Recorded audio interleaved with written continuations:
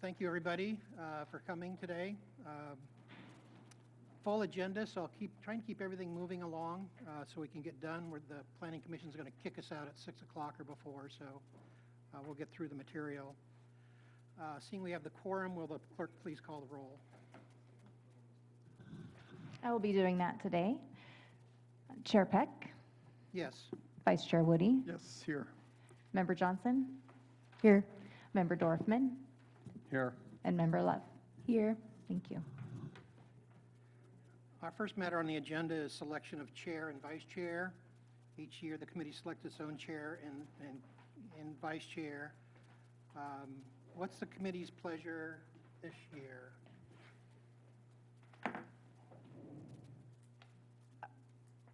Well, I think we've had excellent leadership the past 2 years. I can see where that would be a good thing to continue. I'm definitely not qualified. Is that a motion? Is that a? Do you want to continue as vice chair, Michael? I have no, first thing I'd like to say, I would like to make, I would be thrilled if you remained as chair. Okay. Okay, I would be absolutely delighted with that.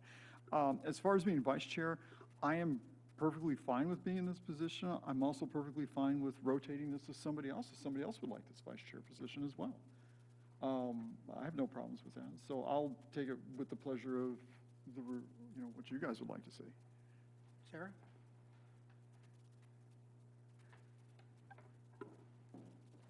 I also second that we have great leadership. I think this is like my third CFAC meeting now, so I feel like I'm still pretty green and learning the ropes. So I don't have much more to add there. But. Is there a motion to move it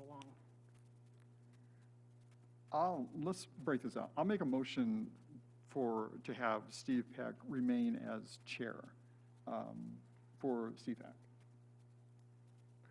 I'll second that motion. Any discussion on that? Too late to back out? You get the big bucks. Why don't we call the roll on that one? Vice Chair Woody, Yes. Member Johnson, Yes. Member Love, Yes. Member Dorfman, Yes. Chair Peck. Yes. And the matter of vice chair. If I could make a statement on this, as your present vice chair, I enjoy having this position. I will gladly retain this position, but likewise, it's like I said, sometimes I feel in a position like this, this is also a good ability for other members to sit in this position as well, to take a semi-responsibility when Steve's not here and you get to chair the meetings, which is always fun to do. If there's any desire for that, I fully do understand. I think there's an argument to do something like that, but I will gladly keep this position. So I'll leave it up to you folks on that. I'll move that we keep you as a vice chair, taking your advice that you're happy to stay there. I haven't been around that long, so it doesn't make much sense to me. And Gene started about when there was a whole clearinghouse, so the duration of us is pretty limited. I would just add that if it ever becomes a situation where due to work or otherwise that you feel you can't commit to that, I'd certainly be up for that. But I defer to your far greater expertise at this time. Is there a second? Did we get a second? You made a motion. I second the motion that Michael be vice chair of the CFAC committee. For the purpose of discussion, I'll just reiterate what Michael said about rotating. It's a good experience. I think we all should get a chance to sort of sit on the end of the dais as well as the middle of the dais. So I think that's something we should focus on for next year and find a way to rotate the seats now that we're getting settled in as a full committee. So.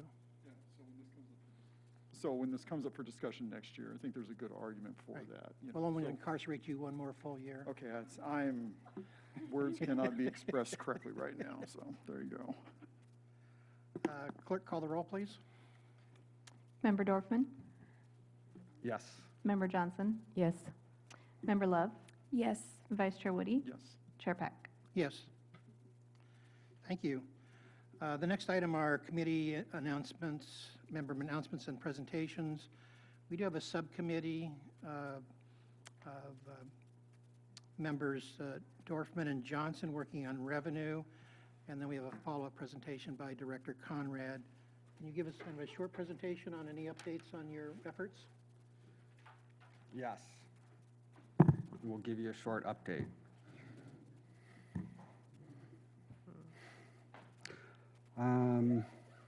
So if you remember, the 4 areas of revenue that we had talked about was some ability to reach out to the college students. We talked about the surprising revenue we get from the gas stations. Currently, it sounds like the city's working on taking some inventory of their properties and their real estate assets. And then there was a 4th conversation about reserve requirements. And so Jean can give you an update. She did some outreach on where we stand with the college students. I think she had some really good ideas. And so, and the other piece was we checked in with the chamber and with the Visit Morro Bay, and we reconfirmed that those private companies aren't necessarily earmarked specifically for the branding of Morro Bay. So one of the pieces I had brought up a long time ago is who's branding Morro Bay. And as far as a mission statement goes, I don't see that happening from either of the entities, nor are they obligated to. So when we're talking about the relationship of branding and revenue, I still think Morro Bay needs to take a step, hopefully can take a step more so in that direction. Jean? Okay, just follow up. I did have really good conversations with Visit Morro Bay and the Chamber, and they're very supportive of this, but again, they have specific constituents that are not necessarily whole of Morro Bay, but they had great feedback, and they're very willing to support our initiatives. I'm going to start and give a little bit of sort of some preliminary thoughts, first with the targeted outreach and increased revenues from the college student demographic. I think there's a lot of relatively low effort things that can be done to make Morro Bay much more of a regular destination, or as Ryan would call it, just a natural, let's go to Morro Bay. And there's lots of students with cars, and we are probably the most accessible city for the Cal Poly and Cuesta demographic. So that's a great advantage there. I'll go down a long list of possible initiatives and then a suggestion on how to most easily address that. First is to become a targeted destination for WOW Week, which is a big, massive orientation for new students, 5,500 students coming to, well, most of which are going to be relatively new to the area, and they do bonfires and paddleboard organized events and hikes and paintball. And anyway, I went through all these photos, and I did not notice any of them occurring in Morro Bay.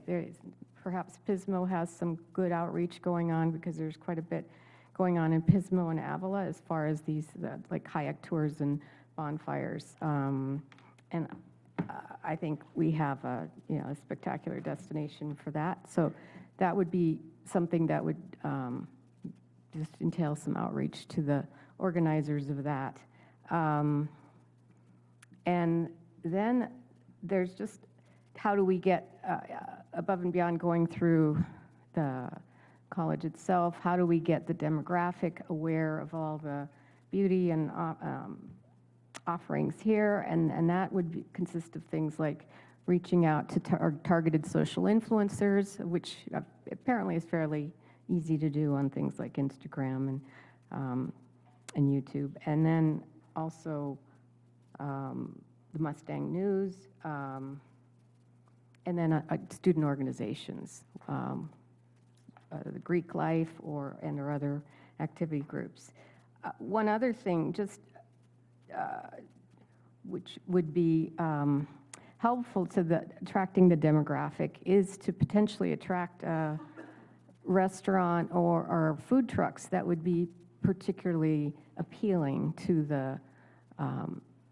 to that group. And I'm thinking, like, for example, High Street Deli, they set up a branch in Baywood, which is just flooded. It's like 90% students. And then, maybe we could, depending upon what we might have available, whether private, commercial, or through city leases, just, pitch some availability to somebody like Firestone Grill, which, by the way, is like the top student favored restaurant, as well as being a multi-chain organization. They already have 4 branches. And then look at things like, can we attract some more eco-type oriented activities? We've got paddleboards and kayaks and tiki boats and and whale watching. And with the existing ones, maybe set up a discount program with those, kind of tied together perhaps with the WOW Week stuff, maybe kicking it off with the WOW Week, just to get the follow-on, especially from those brand-new students that are going to be really developing their opinion of the county. So again, wanting them to come here versus Pismo or Avila or Baywood for that matter. The other thing that would be very helpful to get in with the demographic is there's the Learn by Doing senior project at Cal Poly. So we could get different students, the business, other groups that would come in and do projects to help us maybe identify those activities that would be of interest to their demographic. So not only do they get us into their thinking, but then they do this wonderful free advising work for us. And then third would do some outreach to their friends, just because they feel they would have skin in the game. And I could see, just doing some nice events where you bring in the students and give them a presentation and lunch and really empower them to help develop that strategy. And also, we've got some existing great venues here, like we've got the Bay Theater, we've got the Siren, which is just a stellar music destination. Maybe talk to them about doing an occasional, either once a month or however often, targeted at a younger demographic. And then again, going through these channels of communication to get that word out that there is stuff beyond 1970s, 80s music going on in Morro Bay. So that's what I haven't. I need some more thoughts on the community college side, because that's a different kind of experience. But I'm sure they have organizations and offices that can also be reached out to, in particular things like publicizing a potential discount program for local restaurants and recreational activities. Okay, I think, Brian, do you have any other comments on the whole, because you've been a big thinker in this. No, really, wow, great, Jean. And I thought, of all the pieces that Jean had distilled down, she met with the people at WOW, or who'd you talk to? No, she did the I've just research, researched though, on how large their outreach is. And so just this idea of with one relationship, we have this outreach that is really expansive within their community, and it wouldn't be too hard to do. I really it's a was good time. impressed with, no, that was just a great idea. We don't have to meet all these people and make a lot of friends. We just take care of the people who already are real invested, start somewhere, and I think WOW Week might be a place to start. What can Morro Bay offer Cal Poly and Cuesta during WOW Week? There has to be something. I've been in this town for, I don't know, almost 20 years, and I sure would like them to extend themselves in some way. So great work, Jean. Oh. Oh, I did want to go through a couple of the other points, just really fast. Okay. Okay. Very quickly, I did look at other cities, and the majority of cities do have a 25% reserve requirement. Ours is 30%, so there's definitely backing for that.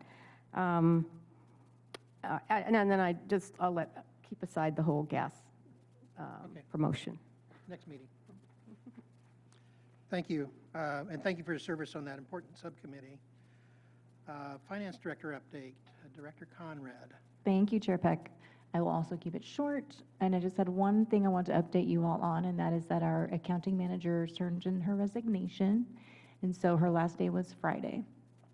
And we are actively recruiting and looking for someone great to join our team.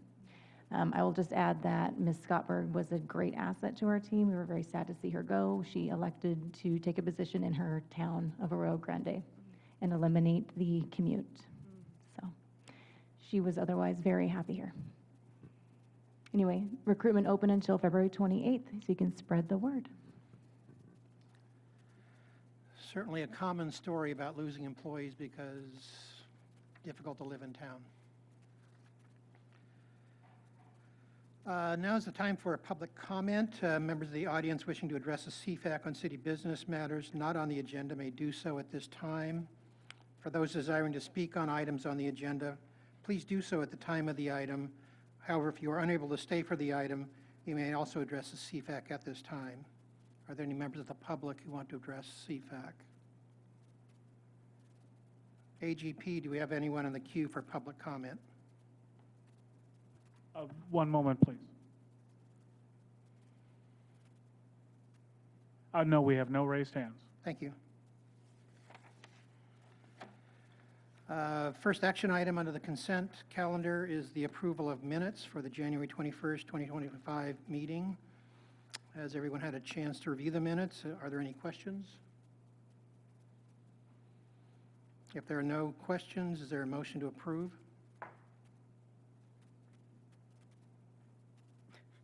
Motion to approve the minutes. I'll second that motion. Clerk, please call the roll. Member Love, Yes. Member Johnson, Yes. Member Dorfman, Yes. Vice Chair Woody, Yes. Chair Peck. Yes. Thank you. Business item B1 is the second review of the fiscal year 2023-24 transactions from the collection of general purpose local sales tax, commonly known as Measures Q and E. This is somewhat broken down into three pieces. This item is a carryover from the last meeting. Our purview here is to review and comment on the use of Q and E funds that were spent during the last fiscal year and whether those activities are in conformance with the measures as presented to the voters and the council priorities. Last meeting, we reviewed the personnel and O&M expenditures and received a report on funds that were spent, funds that were reallocated, and funds that remained at the end of the budget year. One of the items that CFAC requested at the last meeting was the status of the CIP items that were funded from Q&E and the expenditures that were made in the last fiscal year. I believe staff has a presentation for that information today. Director Conrad? Yes, we do. Thank you. So Melissa, Ms. Green is going to give the presentation.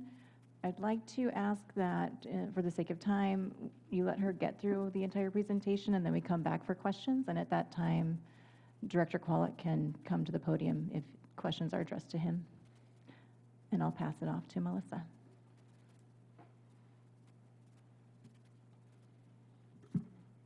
Okay. So let's start with a little background on capital fund accounting. Our current practice for capital improvement project funding is to transfer funds from the source to the project's capital fund in the year that it's budgeted. And this is different from the way that it has been done in the past. I would say that somewhere around 22, 23, we began transferring the full amount that was allocated or appropriated in the budget. In prior years, only actuals were covered. So if you spent $100,000 on a project, we transferred $100,000 on the project. Because some projects have multiple funding sources, it's not always clear which funding source is spent down first. So the following are some general guidelines we use when tracking project activity. Funding is spent in a first in, first out order, except grant funding is always applied first, and restricted funding is applied second. So an example of that would be like development impact fees. We'll start with harbor projects. And in general, I'm going to be going back to no farther than 2020, 2021.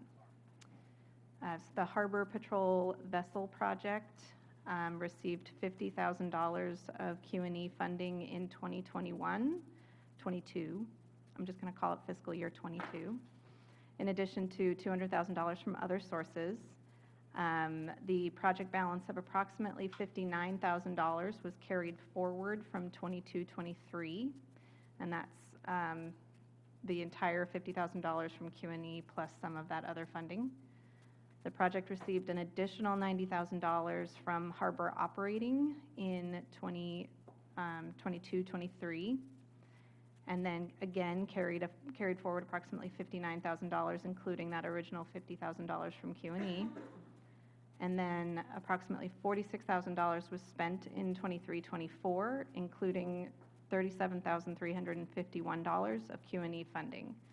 So the project balance is now $12,649 and has been released, which basically means that staff told the budget office that they do not plan on spending any more of that funding. So it is remaining in fund balance in the Harbor CIP fund pending reallocation or return to source. The boat launch facility ramp replacement project received $210,000 of Q&E funding in 22-23. City Council reallocated $80,000 at midyear for the emergency dock repairs project. 43% of budgeted expenditures were spent in 22-23, and $73,505 was carried forward to the 23-24 fiscal year.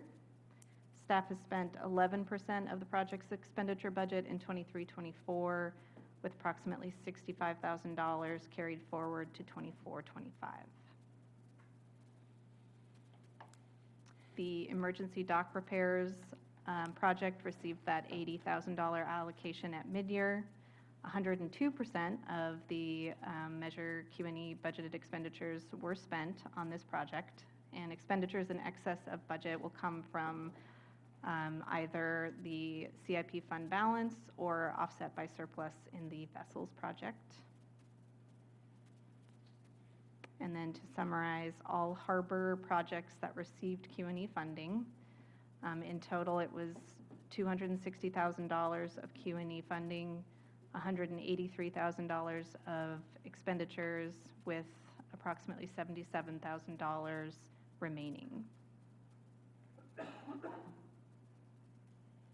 Storm drain projects. Q&E funded $314,000 for the Kern and Anchor Storm Drain Pipeline Project in 21-22. There have been no expenditures for this project to date. It was consolidated into the annual storm drain replacements project. $200,000 of Q&E funding was reallocated to this project per the adopted budget in 23-24. And $114,000 was reallocated to the Sequoia Court Emergency Storm Drain Project, also in 23-24. So the annual storm drain replacement project, created in 23-24, now includes all of those smaller storm drain pipeline projects. It has the $200,000 of reallocated Q&E funding. 60% of budgeted expenditures were spent in 23-24, with $79,094 carried forward to 24-25. And the Sequoia Court Emergency Storm Drain Project received $114,000 of Q&E funding reallocated from the other storm drain projects. And staff has spent 11% of budgeted expenditures in 23-24, with nearly $500,000 carried forward to 24-25. And a little preview for 24-25, 95% of that budget has been expended. So summary of storm drain projects.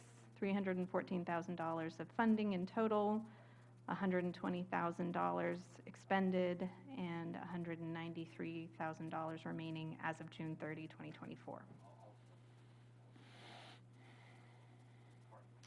Moving on, streets, trees, sidewalks, and transportation projects.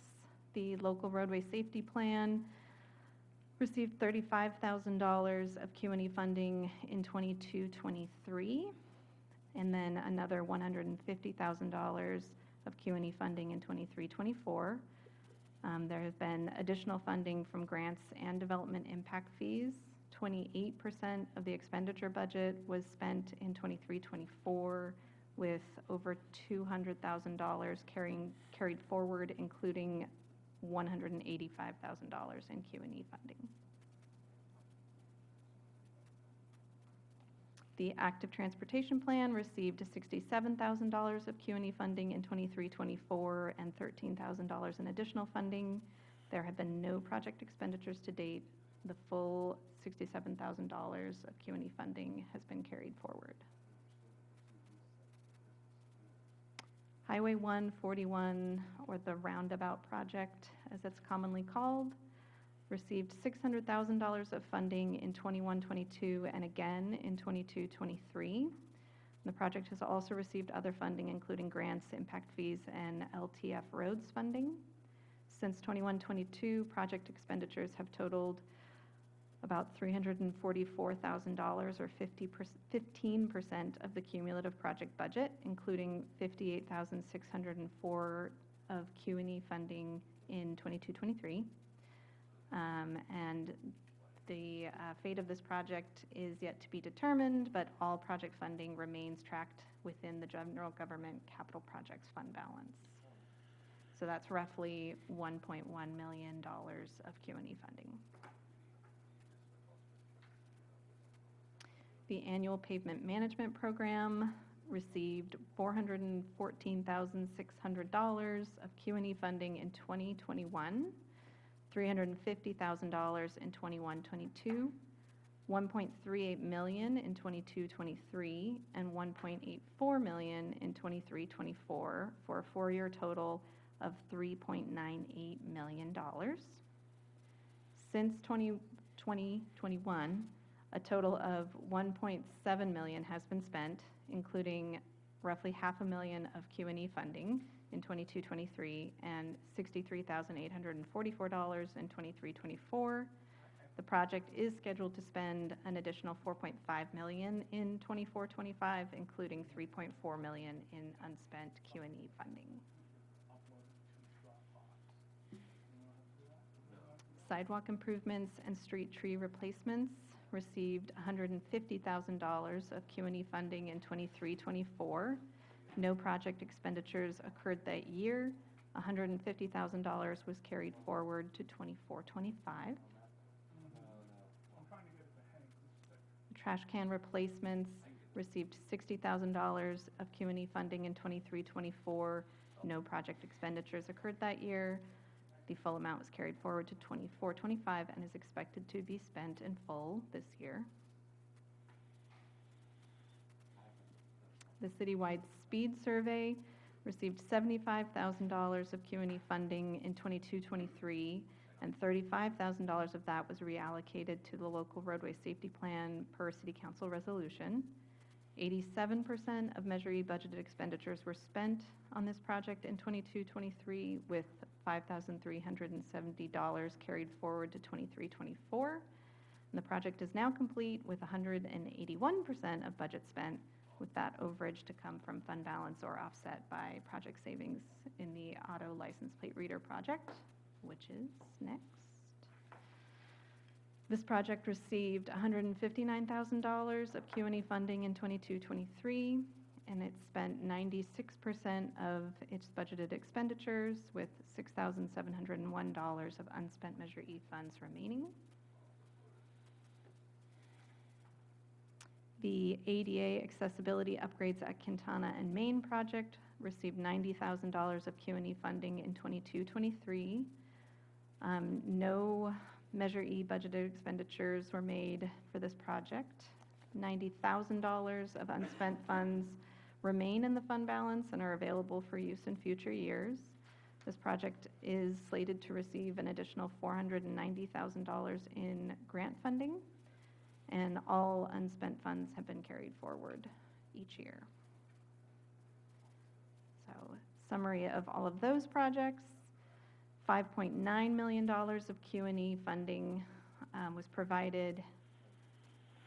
$0.8 million was spent, with a carry forward balance of nearly $5.1 million, or 14% of that total.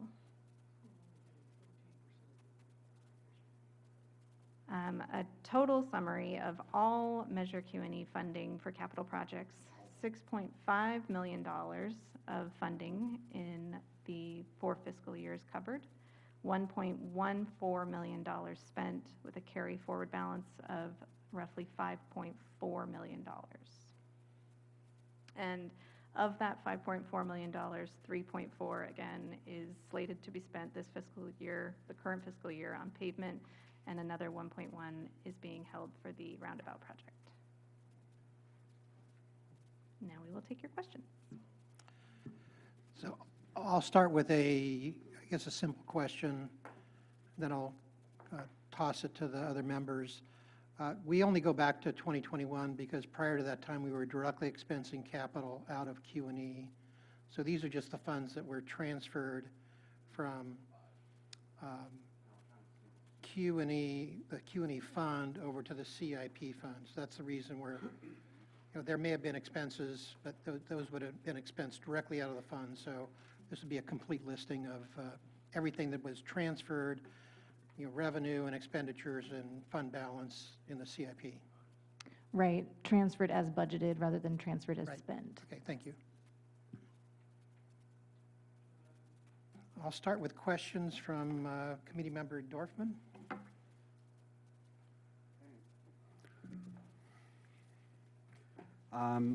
My question, surprisingly, is about the financing and the relationship of the Q&E ordinance as approved by the voters and the roundabout. I'm still trying to put those two pieces together. And at one point, there was conversations of stepping back on maybe some of the consulting fees and whatnot. I don't know where the project is, but I don't know how it serves Morro Bay, and I don't know how it fits into Q&E. And even if it didn't, can you even get out of it? And on that note, I mean, I'm blown away how much money SLO County brings in. And I'm further blown away how much they mismanage it. So I think a lot of the relationships where they're seeking grants and get into a project, it's 2 years just to plan out the project. So in 2 years, it's more expensive. It's another 2 to 3 years to build it out. So it's double the amount. And now you're the responsible party for the project, regardless of what the final cost is. So if you can circle back and have a dialogue on how that fits in for Morro Bay and the need for the roundabout project, for me, that's on the radar. Every time it comes up, I'm happy to talk about it. Is there a specific question for staff or just a comment and observation? No, my question is, I don't know how it fits into Q&E. I'm asking you all. You guys have been around. I brought it up before, and it was shoveled around and grant, and we're going to get the money, and if we don't use the money, and to me, it feels like mismanagement. If you have something to add, please. Why don't we do that in the wrap-up? Sure. Put a pin in that one for now. Committee Member Johnson?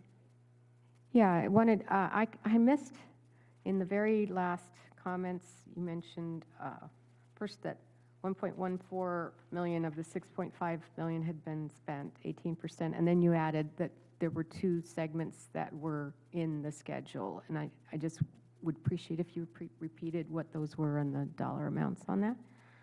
Sure. So it's 3.4 million is planned to be spent in fiscal year 24-25 for the pavement management project, and then that 1.1 million is being reserved for the roundabout project. Okay, so that's 4.5 of the 6.5 million. And I just wanted to know, is that typical of how this works as far as the delay in between the allocation and the actual expenditure? I think I'd defer to the Public Works Director on that one.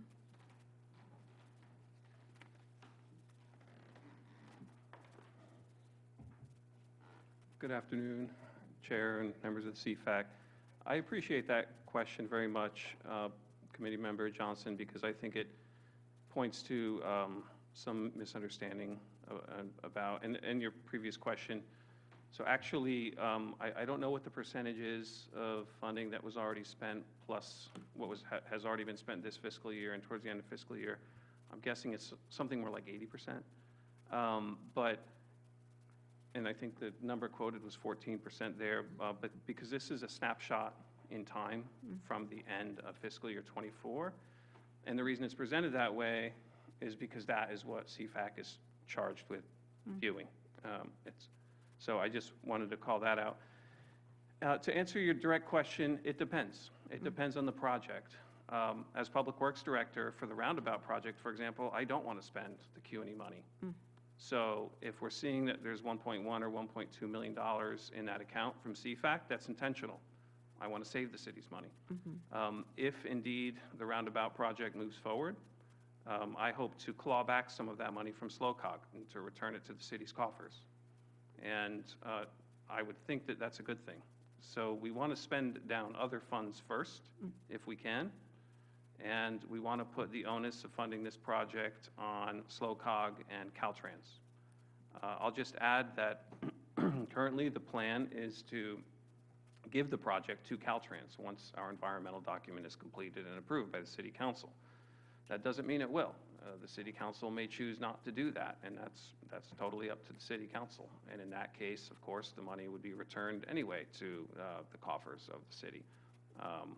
There might be some leftover development impact fee money and project-specific fee money that we may have to give back to developers.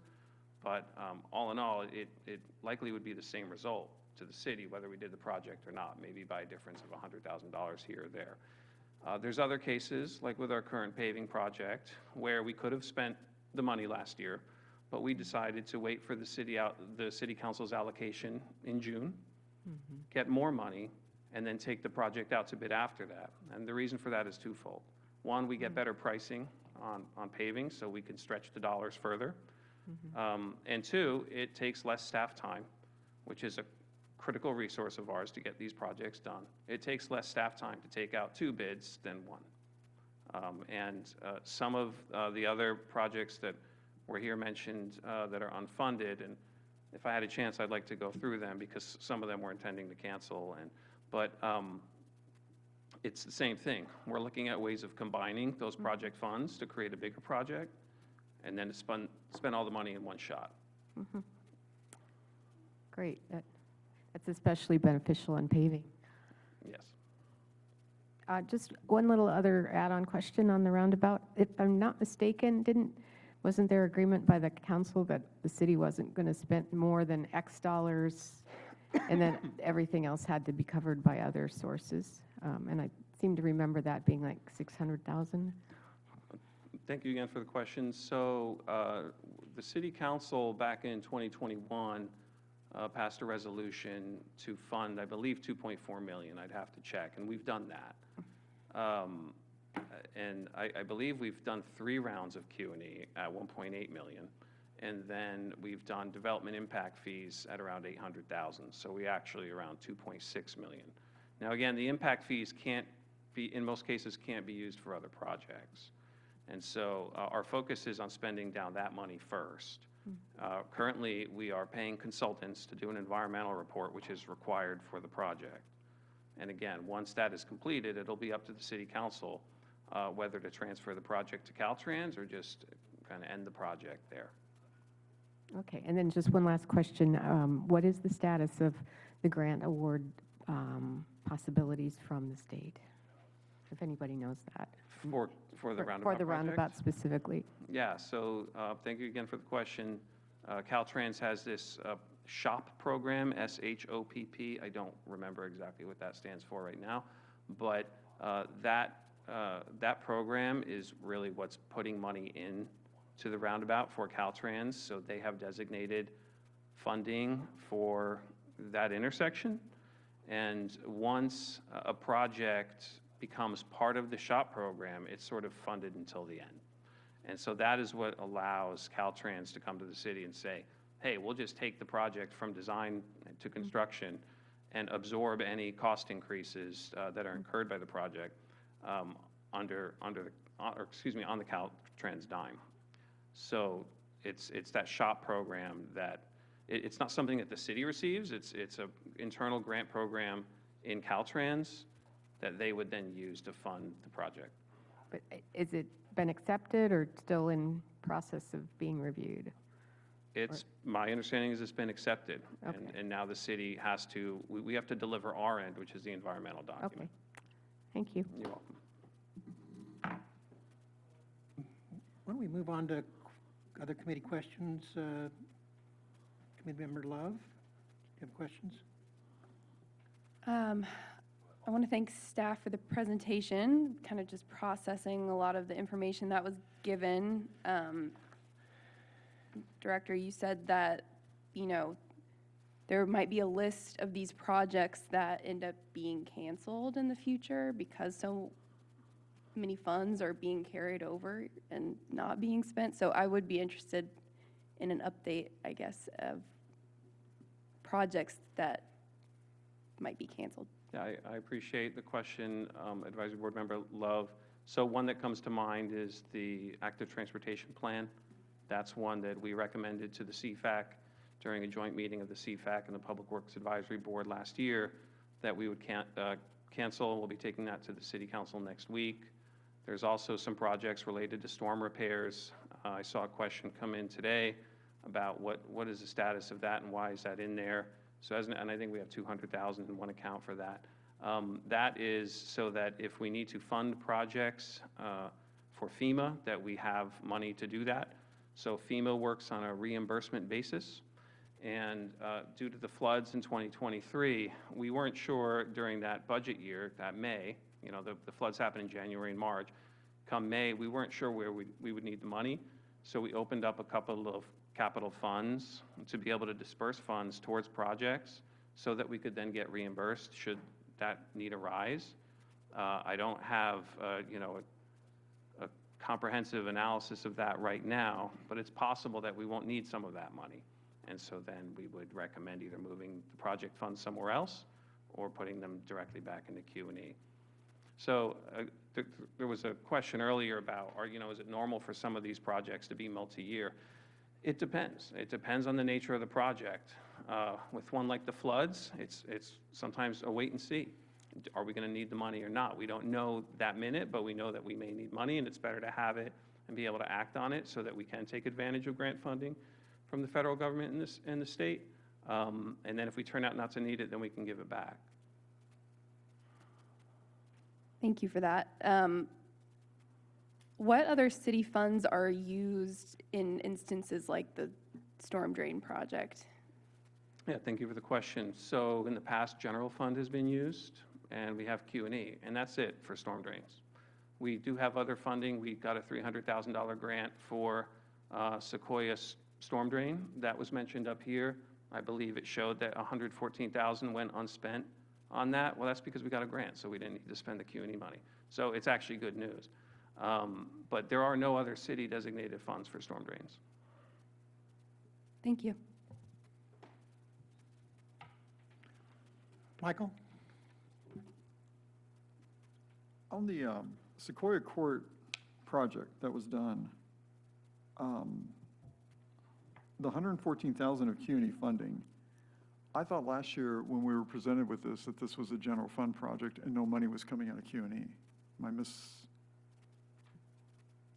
I would ask Melissa if she has that in front of her.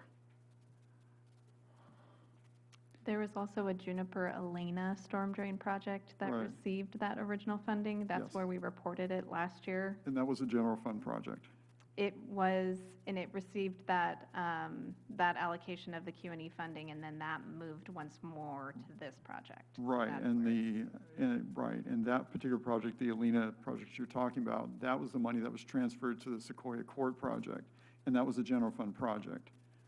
So if we were presented last year that this was a general fund project, I'm trying to trace together, how did we get to $114,000 coming out of Q&E? Thank you for the question. Again, this project has a few sources. If I recall from the presentation, we transferred money out of the Kern Anchor storm drain project. That's right. Since we felt that was not needed, nor was it a high priority, yet it had project balance in the fund.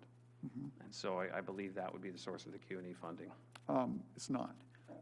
Because what ended up happening is that when this was presented before us last year, well, at least my understanding, and I'm not the brightest guy in the world, but and I very well could be wrong on this, I'm not trying to be sarcastic, but last year when this was brought before us, in the mid-year budget report that was brought in on February 20th to us, it came under the table of recommended general fund revenue budget amendments. And under that, under page 10, it points out that previously approved by council general capital fund revenue. And there's no mention of this being Q&E fund, and that's $164,041 that we're talking about. So the following week, based on this presentation, which was the same presentation which was given to the city council, based on our recommendation, this is what went to them. And we're being told on slide 12 that a mid-year budget resolution was adopted that moved $114,000 from Q&E funds. But when I go through the council meeting that took place the following week, and you watch the video and you go through the minutes and you go through the resolution that was adopted, that's simply not the case. So I'm trying to understand, what am I missing on this? Because I'm not seeing that on the video, I'm not seeing that in that meeting, it's not in the resolution that was adopted by the city council for that $114,000, nor was there any discussion of that $114,000 coming from Q&E during that entire meeting. So I'm just trying to piece it together. How did we get to that point, and where am I wrong on this? Can I jump in? Please. Okay. So last year, I started tracking capital projects. Sure. Funding by source, by year. When the original item went for, there were two different contracts. One needed additional funding, and that was the subject of the $164,000 amendment. I did not yet know the funding source of that money. So when it was moved, it was called general fund money. But after doing this work for this presentation, I'm able to trace it all the way back. It moved twice. It moved first to that Juniper project and then to this project. That was another council-approved amendment. When a contract came forward, that one was for $144,000. But ultimately, that $114,000 has moved twice. It never got spent. But it started with the Kern and Anchor project, went to the Juniper Elena project, and is now sitting at the Sequoia Corp. But the Juniper Elena project was listed as a general fund project. They're all general fund projects in this fund. They're funded from various sources, but we would have referred to it as a general fund project, yes. Okay, so you would have taken this before the council when they adopted their resolution and referred to it as a general fund project, but you're coming back here and saying this is 114,000 Q&E that was in it. And I understand something. I'm the biggest defender of staff up here, and I think everybody knows that. But what I'm saying is that from my end of it, when I have to go through this and I'm reading through line after line after line, I'm just simply going by what we're being told. Right. And when I see a slide that comes on here that says 114,000 of Q&E funds that we were appointed to overlook and to just double check on, and yet all these line items are saying general fund CIP projects, and then I'm being told that in a council meeting on February 27th, that the council adopted a resolution that used that 114,000 of Q&E funds, but I'm not seeing anywhere in that resolution. Right. I think the You know, confusion... the question has to be asked, how was I supposed to see that? The confusion may lie in the fact that the fund that receives these various funding sources is called the General Fund Capital Improvement Projects Fund. So they're all considered general fund projects within that fund, and they may have various funding sources. Ultimately, whether it came from general fund or Measure E, it is still part of the overall general fund pot of money. But I do promise you that the work that's before you today is accurate. It's like I said, I'm not here to dispute that, but it goes back to that question, and I don't think I'm really getting an answer on that, especially for the council and the mayor that are here right now. How can we do what we're supposed to do when everything's being titled as a general fund CIP, and then I've got a slide here that's saying the council adopted, I'm sure I get this right. 114,000 of CUNY funding was reallocated to the Sequoia Court Emergency Storm Drain CIP per the mid-year budget resolution adopted in fiscal year 23-24. So I'm looking at that resolution and that particular line item that this council voted for, that was presented to this council, and it clearly says general fund CIP 164,041, where 114,000, where you take the 114,000 and 50,041, and you add it together, and that's that 164. I'm being told on here this is Q&E funding, but I'm being told on the resolution that was presented to the council that it's general fund CIP. That's because it was sitting there. So that was general fund CIP money that we were moving. Right. It had various sources. but I that's- understand that, but according to this, it's 114,000 of Q&E and 50,000 of other. And let me make this straight. Staff is clumping this all together and telling the council that it's just all general fund CIP. When on this, it's actually, you break it down, you have the other sources for $50,041, and you have CUNY funding for $114,000.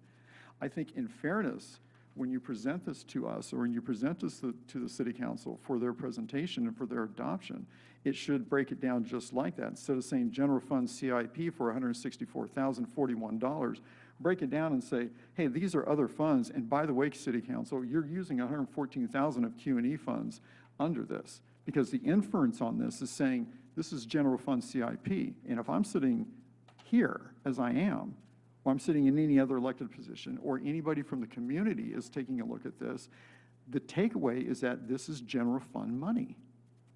I mean, there's no other way to read it. And I understand you're putting the title under the whole thing, I get it. If I may, Advisory Board Member Woody, so, and I think what Programs Manager Green is trying to say is, so there are, with capital projects, there are revenues and there are expenditures. And the way that our city accounts for capital project, a capital project is it becomes its own fund. So for example, the paving project might be Fund 915-8321. Sure. And the Sequoia Storm Drain is 9. So that 915 in the beginning means general fund. Correct. That doesn't mean that the funds that fund that account are all general fund. It means that the capital project is in the general fund as opposed to sewer, water, or harbor. And so I agree with you how that was presented in the report that you're describing can be confusing. And be clear, in the And- resolution, it says it's fund number 915. Yes, exactly. And that, I think, can be cleared up in the future without an issue. But there may be a project in 915, as an example, the roundabout, that Right. has like 7 sources of funding. Of course. And so we wouldn't call it a slow cog general fund, Measure Q&E, XYZ funded project. We would just say it's a general funded project, even though it has multiple funding sources. And so it's sort of an umbrella term that I think we can clarify in the future. It would be extremely helpful, because when I go through this, and I don't need to reiterate this over and over, it says general fund CIP, as you said, budget number 915. Now, I know that last year when this came before here, it was on the mid-year budget report that was given to us and given to the council, and on page 9, it says, recommended general fund revenue budget amendments. Staff is recommending the following general fund, capitalized, proper word, staff is recommending the following general fund revenue budget amendments at mid-year, and that's at $164,000. I mean, there's honestly, Greg, there's really no other way to read this, with all due respect to staff and everybody sitting here. It's like I said, hey, I'm your biggest supporter sitting up here. But sometimes something has to be called out for what it is. This is not half as clear as it should be. And then to come forward and say, 114 of CUNY funding was reallocated to the Sequoia Court Emergency Storm Drain CIP per the mid-year budget resolution adopted fiscal year 23-24. Nowhere in that entire meeting, go back and watch the video, go back and listen to it, go back, look at all the minutes and read all the minutes. I have them all up here, all the notes, the resolution, everything else. There is absolutely zero mention of $114,000 being reallocated to CUNY funding for this project. Everything is listed under general fund CIP and under general fund reallocation. There's no other way for anybody, especially in this entire community, to interpret it any other way. That's got to change. It has to change. It's got to be much clearer to not just the elected officials and to us, but to everybody in the community. Vice Chair. I do not think for one second that there's something overt going on. I want to be clear on that. But it does get frustrating when you go down the list, you read all of this, and then I get to my slides that I'm going through this weekend, and I say, wait, the Sequoia Court was Q&E. I don't remember that. Let me go through my notes. And then I go through all the hearings, and I go through all the resolutions, and everything is listed as general fund. Why don't It's we move on? It's very frustrating. Why don't we move on to your next question, Michael? I think you made your point. Yeah. I was just going to make a comment that my department was responsible for the report. I can assure you there was no intentionality behind it to I agree. mislead anyone, but your point is heard, and we can make efforts to identify funding sources when budget amendments are requested. It sounds like that would speak to the misunderstanding. It would speak to the whole problem here. Okay. I would interject, especially when it comes to Q&E, which is what we're trying to keep our eyes on. I can't keep my eyes on something when it's listed as a general fund number. If it's listed as general fund, and I'm being told, hey, keep track of Q, that means I should go through umpteen pages of the budget and sit there and say, okay, this is all listed as general fund reallocation. Let me sit there and break this all down and figure out exactly where it came from. And I can't do my job if it's listed like that. We do hear what you're saying. Fund 915 is the general fund, capital improvement project fund, and so that heading will still be there, but we can add funding sources. Okay. Other questions? Okay. I think the comments from the other committee members kind of echo or establish the foundation for what my comment would be, is that according to the bylaws, the CFAC's responsible just not for transferring money to other funds and other departments. It's intended to fund activities that either do or do not meet the requirements of the council's priorities and those priorities and expense items that are identified in measures Q and E.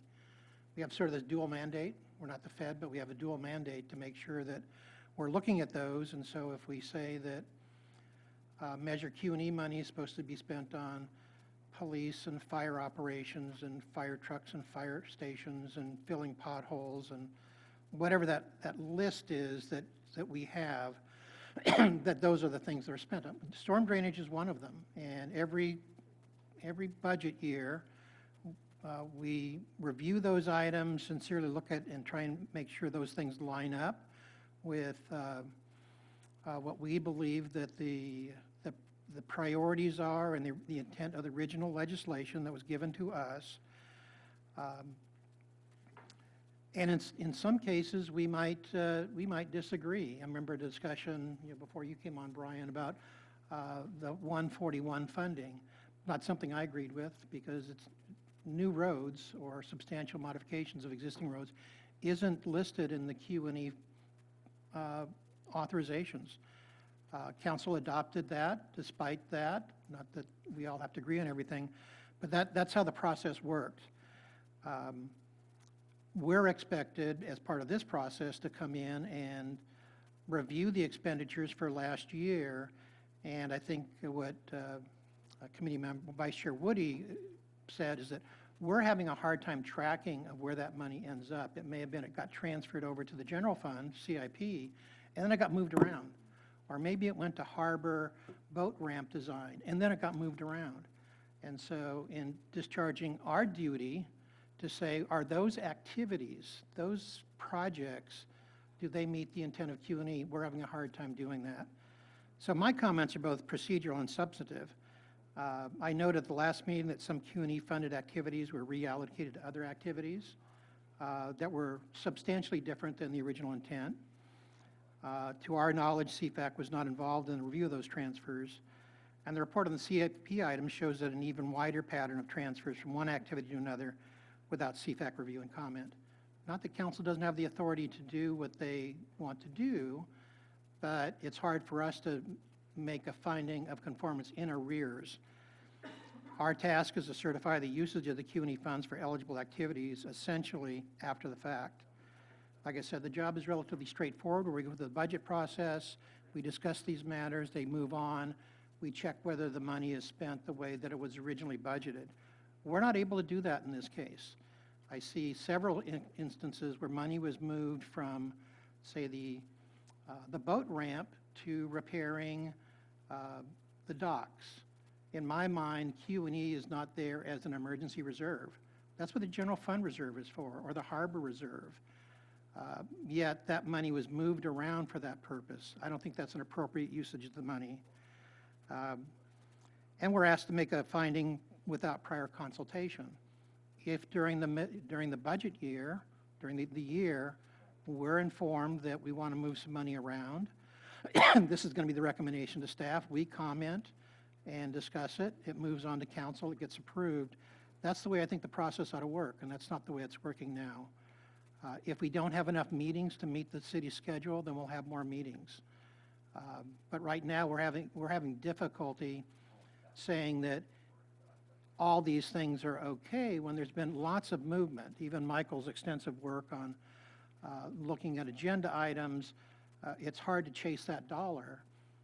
And so when that money gets transferred from Q&E to the general fund CIP, we've got to be able to follow the dollar, because if something had been proposed for funding that is X and we thought we were funding Y, then X isn't necessarily something that we may have voted for. And so we're asking for a change in the process, and I think I appreciate Director Conrad's pledge to do that, because this simply, for me, reveals a problem in the consultative part of it. And one of the other pieces that we're responsible for is transparency. Michael's spoken to that very well, that it may make good accounting sense, but it's not very transparent to even somebody who's willing to spend hours and hours looking into it. I also have a concern about the increasing backlog of capital items and the uncertain status of some major capital expenditures. We make difficult choices, council makes difficult choices, and then to find out, well, we're probably going to cancel that item. We probably could have funded something else that was ready to go. Maybe we would have increased the paving budget, maybe not. Maybe there was something else that we could have looked at that was a little more impactful. So it's not the subject of the meeting today, but certainly looking at items that may require multi-year funding. I appreciate Director Qualick's comment on that. There may be things that are simply wishful thinking, and my fear is that it gets budgeted for something, we lose interest in it, then it gets moved around to something else within the general fund CIP account, and we never see it again. So I want to make sure that that gets addressed.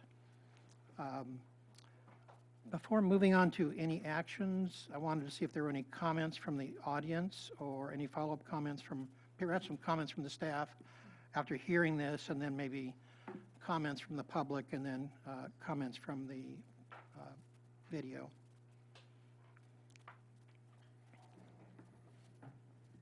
Thank you.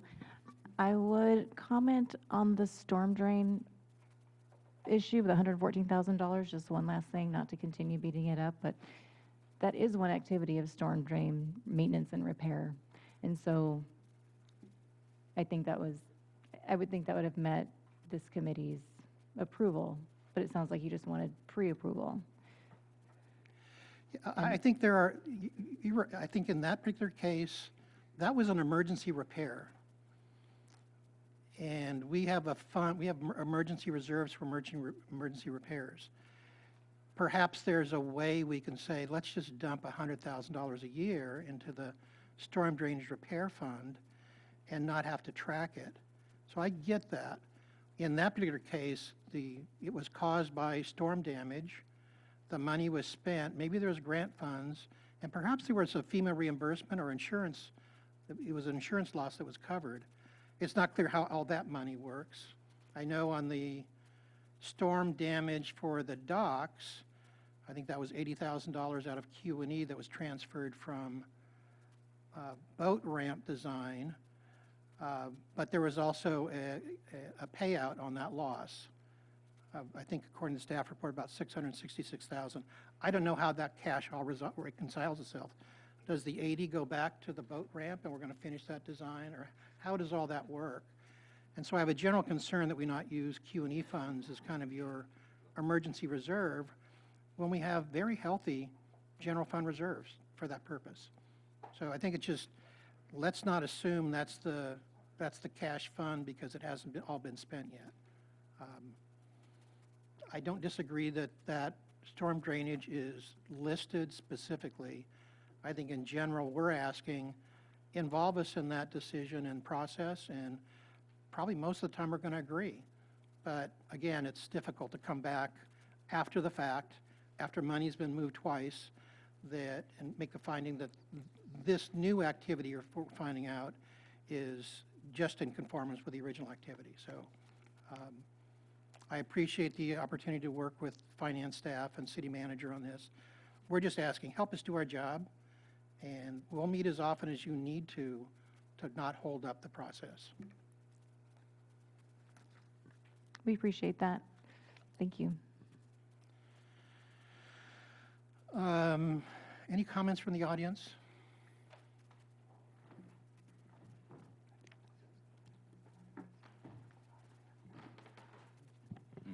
My name's Homer Alexander. I was very involved with the passage of Measure Q, and in the big picture of things, in my opinion, the problem here is the previous city attorney watered down Measure E so much that it allowed the staff to expand the spending direction that was given to the public. Regarding storm drains was absolutely a part of Measure Q. The actual verbiage in all of the literature that was given to the public and in the ballot measure was to improve the storm runoff into the bay. Streets have always been a very integral part of Measure Q. The oversight that was written in Measure Q is much stronger than the oversight that is in Measure E. And in my opinion, it's been my opinion for a long time, even when I sat on this committee, is that when the two were merged together and the weaker language in E was adopted, that started a lot of the problems that you've been discussing this afternoon. Thank you. Thank you. Any other public comments? AGP, do we have anybody in the queue? There are no raised hands. Thank you. Moving on to action. I just want to, please. Sure. First of all, thank you very much for your comment. That was really helpful because we've all been kind of coming across the same thing.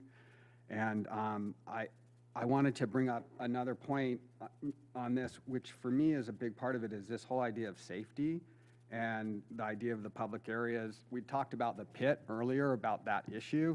And the reason I bring it up is we have the pit, the bridge has fallen out, there's beams exposed, this and that. And somehow that's not being addressed. And I just want to go back to one other comment I had made about the roundabout, which is where you're proposing it and with the activity there, it's not safe. And I'm happy to talk with anybody about it from any angle you want, from the engineering to the vehicles to the pedestrian and the use of space. So Q&E is really big on how do we contribute to the safety of this community. So if you're going to continue to proceed with the 41, we should really have a better idea of what the safety implications are because of its unique location to the school and to the young children on their cell phones. Thank you. Thank you. So to wrap up, there are probably two action options on this matter. As requested by staff, we could receive and approve the fiscal year 2023-24 transactions and expenditure of funds report for Q&E kind of as presented, which would mean the O&M budget from the last meeting plus the capital improvement budget from this meeting. The second option might be to receive and approve the transaction expenditure funds for the activities described in the staff report, but with specific exceptions and comments. under this option, we could identify specific exceptions and comments or projects that we find that are not inconsistent with Q&E measures. How does the committee want to proceed? I like the second option.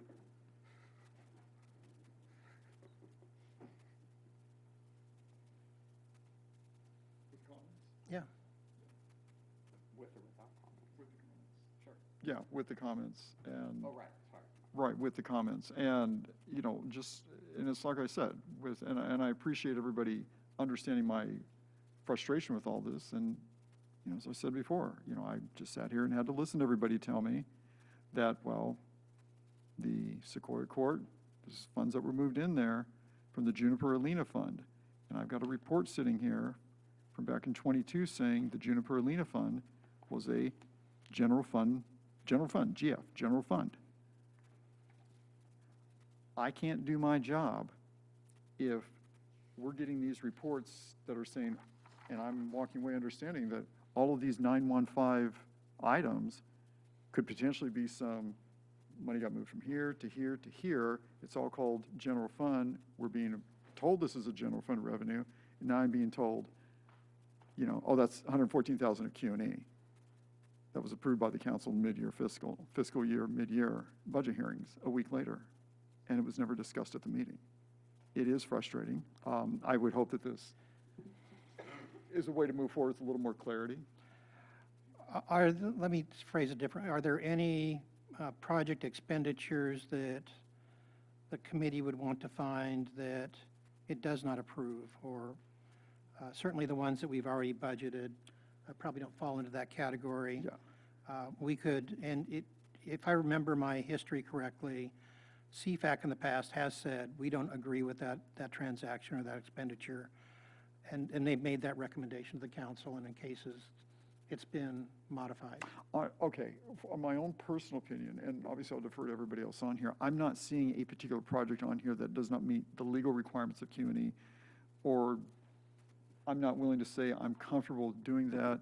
As always, I think we should be pushing more towards police fire potholes, always, because that was what was sold to the community. You know, my personal take on the roundabout project out there, I think has been well documented. But at this point, I'm willing to approve the projects that I see in front of me right now.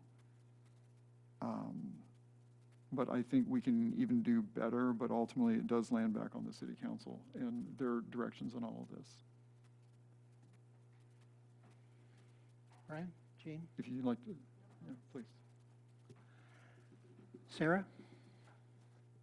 I don't have any comments. So my one comment about, I would suggest that we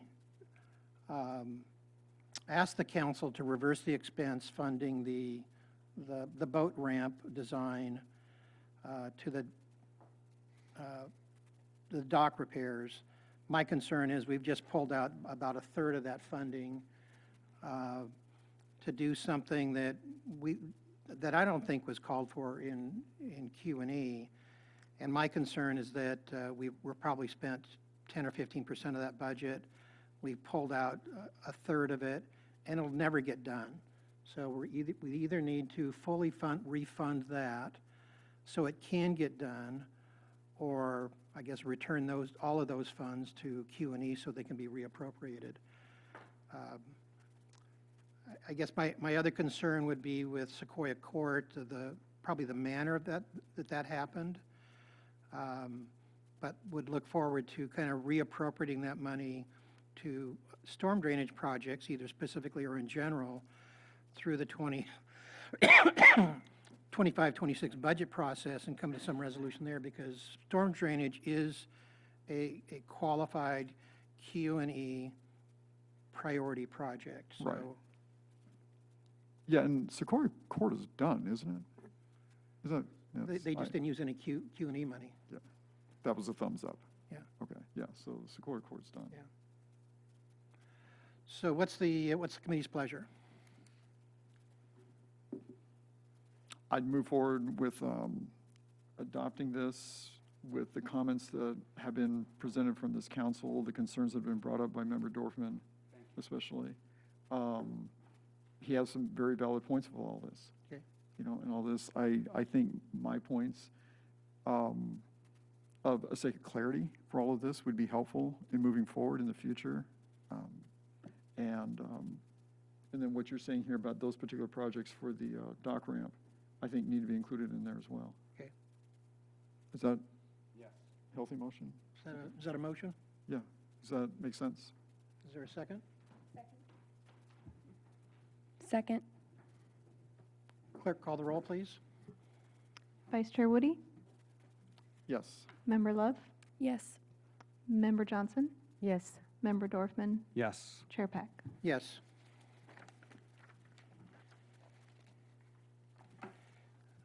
Thank you. That discussion took a little longer than I budgeted, but I think it came to a good resolution, and thank you for your time. Thank you, Michael, for spending hours and hours and hours on all that. Item number B, B1B, is to provide input to staff regarding the alignment of current and future Measure Q&E expenditures with council priorities and specific recommendations for the 25-26 budget. Is there any additional information on this, Director Conrad? Or are you just looking for comments from the individual committee members? This is designed to give your committee here the opportunity to weigh in and make recommendations on our next fiscal year budget development. Thank you.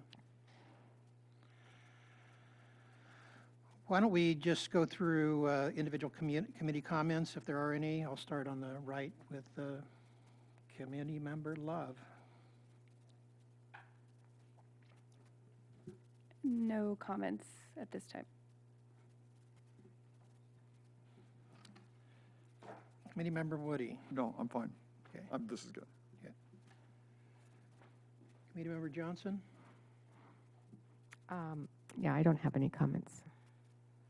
I think I've, Okay, thank you. heard those pieces, and that was a great resolution. Thank you. My comments are the same. I think we've talked through these issues. I think the process needs to be fixed. I'm glad that staff is committed to doing that, and glad that we have council members in the audience to hear it as well. I think cities should take a realistic and comprehensive review of existing and budgeted capital, especially those items that have not been started. Maybe some of that money needs to be reappropriated. Director Qualick mentioned at least one project that hasn't started that probably won't get any legs. We got to take a realistic look at those items. Q&E requests should be aligned with council priorities and the voter-approved measures. I think we did that for the first year I was on the CFAC, and it was very helpful. There was a lot of push and pull between staff and CFAC, but I think it helped each of us identify, I think, the police, fire, pothole repairs, clean beaches, and economic development, storm drainage are the ones that are specifically mentioned. And I think long-term, as we get to the 10-year revenue forecast, we're going to find out that we have less and less and less flexibility in what we fund if we kind of honor what our core services are and what our core capital is. And we ought to start prioritizing that and kind of identifying that. I think one of the things that will help would be to change the reserve policy to something more in line with the other cities in the county. My research said it's about 15 to 25%. No one else budgets reserves at our level. And for me, as we talk about revenue, it means every additional dollar that comes in, 40% gets skimmed off and put in a bank account rather than going to work. I think that needs to be looked at immediately. Change it now and then do your risk-based reserve assessment over the next year. Don't use Q&E reserve funds for repairs. Finish the citywide capital facilities planning effort. All of us sort of fly blind up here because we can't see what the big picture looks like down the road. And I'd also request that the revenue projections be a little more granular, especially with regards to sales taxes and Q&E revenues. There's something funky about Q&E revenues because they apply outside the city as well as inside the city. So the profile of growth is different. If you look at the last 10 years, Q&E grew by about 3.5%.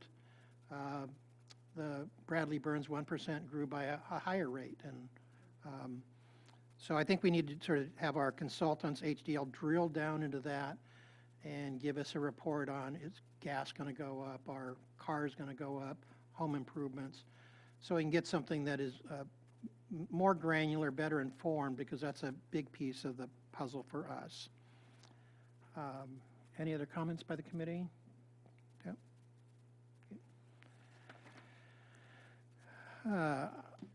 Item C, every year we prepare a report to council. I'll be giving that next week on behalf of the CFAC. You have a draft of the presentation for review today, just a review and comment, so I'm not speaking out of turn or without representing the CFAC. It will report, as we just did, that the expenses are in line, but with some concern about process. I also introduced a comment on the long-term revenue projections and the long-term expense projections and how they converge in either 5 years under the most, I guess, pessimistic assumption, and they probably converge in 10 years, which would basically leave 0 for capital. So I guess my questions are, in reviewing the presentations, is there anything that the committee members would want to change, any observations that I can add to it at the last minute to make sure it represents the CFAC's viewpoints? Okay. Well, I think it does emphasize the need for expanding revenues, because this is a totally unsustainable path for quality of life in Morro Bay. And I think the revenues are just based on existing standards and trends and the projections. They certainly make sense under that, but if given different actions, there's definitely room to improve. In fact, I'll make one comment that I got from Visit Morro Bay, where he said our tourism revenues are outperforming those of other places in the county. And I think we could, even increase that further. Brian?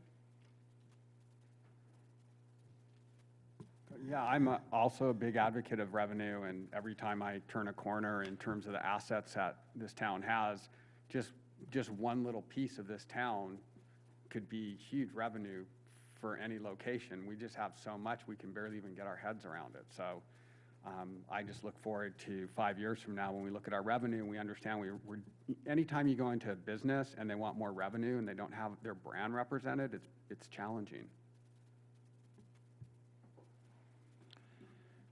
No comments, Michael? You're shaking your head. No, nobody likes me. Michael, I like you. You're just finding that out?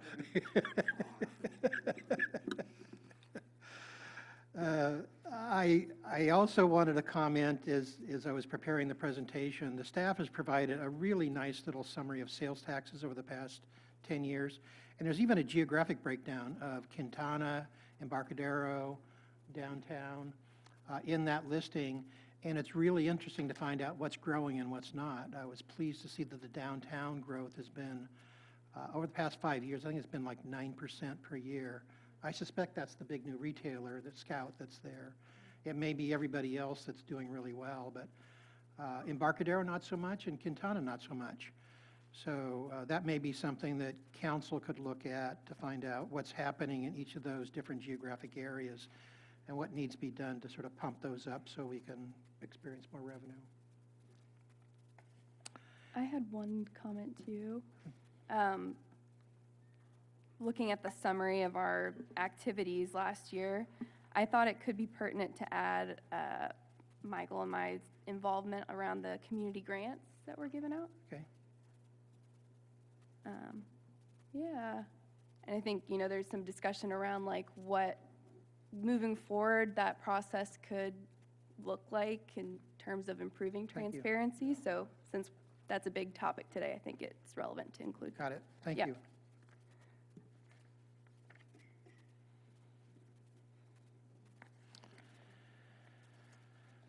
So leave as is with the addition of Committee Member Love's comments? Is that- Okay, got it.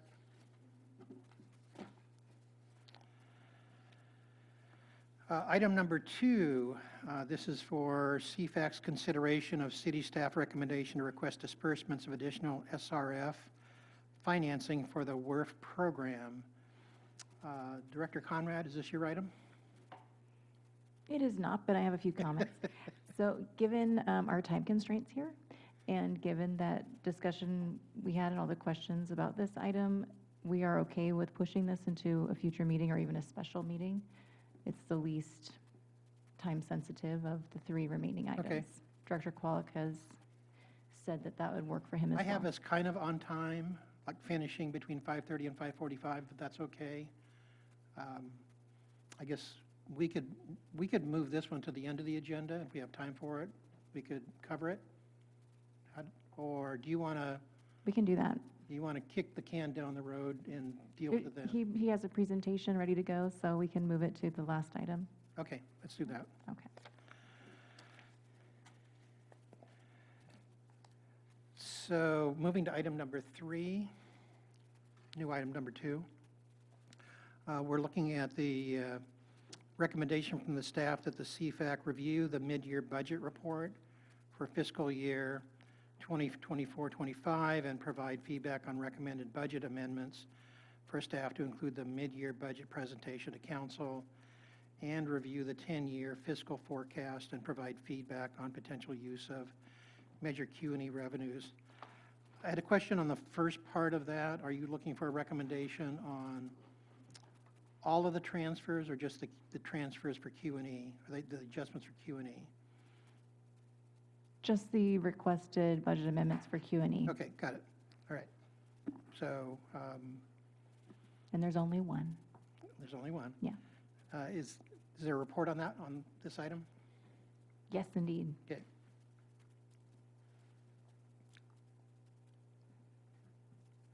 Okay, sorry, it's going to be me again. This is a presentation on the mid-year budget report, which is presenting a high-level analysis of year-to-date budget to actuals for the major funds, general fund, Measure Q&E, water, sewer, and harbor, as well as some other smaller funds. And the report is currently showing that revenues and expenditures are on track. However, long-term fiscal forecasts do suggest that council will face challenging decisions in the years ahead, as current revenue projections do not cover the full cost of ongoing capital needs. So this is a summary of the city's major revenue sources, which are largely general fund in nature. Property tax represents 27% of all general fund revenues and is holding steady at approximately 4% per year, consistent with SLO County estimates. And the increase here is entirely related to an increase in assessed property values. It's not necessarily related to an increase in inventory due to new development. Next up, we have transient occupancy tax, or TOT, which represents 23% of general fund revenues. This revenue source has leveled off since the COVID-induced staycation boom. However, Visit Morro Bay has reported strong growth in the second quarter of the fiscal year and is increasing their marketing efforts, which will hopefully bring in more tourism in the spring and summer. Sales tax represents roughly 13% of all general fund revenues and is experiencing a similar post-pandemic plateau.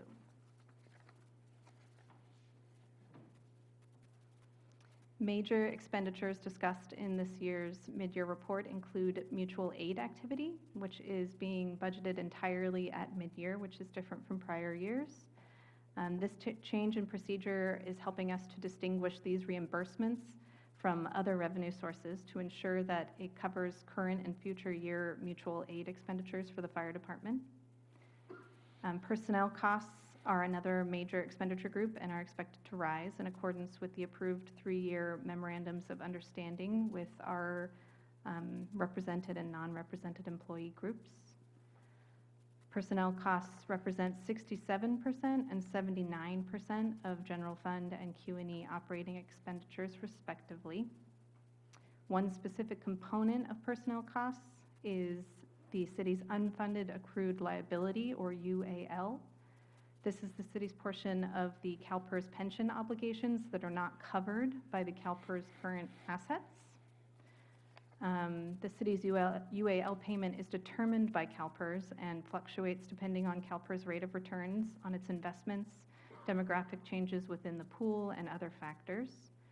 The city has invested in a pension trust to help smooth future UAL payments with a target of keeping payments at or below a whopping $3.4 million citywide. Lastly, the city has invested significant resources into capital projects over the past few budget cycles and will continue to face rising infrastructure and deferred maintenance costs. And again, the forecasts that we're presenting to you today suggest that this will be a major hurdle if current revenue and expenditure trends continue. Diving right into the numbers, let's take a look at the big picture first. Citywide, we have a total operating revenue budget of approximately $46.7 million and total operating expenditure budget of $41.7 million, both net of transfers. Actuals through January 31st are both trending at 61%, which is close to the 58% one would expect with 7 months of the current fiscal year behind us. On the capital side, we have a revenue budget of $19.8 million, which is largely transfers in from other funds, including the general fund, Q&E, and the enterprise operating funds. Total expenditures include the carry forward of unspent expenditure budget from prior years and amounts to $51.9 million. Over 30% of that budget is related to the WRF project and the wastewater treatment plant decommissioning. Roughly $2.5 million has been spent on capital projects through January 31st, 2025. Looking just at the general fund now, we've received 69% of the $19.7 million revenue budget and spent 66% of the $19.5 million expenditure budget. 100% of the $1.15 million allocated to capital projects has been transferred to the CIP fund. The amended budget assumed a total reduction in fund balance of approximately $950,000, while staff estimates are projecting a very small surplus. Fiscal year-end estimates include only those mid-year requests resulting from actual revenue or expenditure activity, such as mutual aid reimbursement and associated personnel costs. Drilling down into the general fund's key revenue sources, revenues are trending high for this point in the fiscal year, but this is partly due to the cost allocation plan transfers and insurance payments that occur at the start of the year, and the fact that citywide interest revenue posts to the general fund as it is received and is then later redistributed citywide at year end. Most revenue categories are projected to meet budget estimates. Current services includes mutual aid reimbursements, which is why that estimate is so high.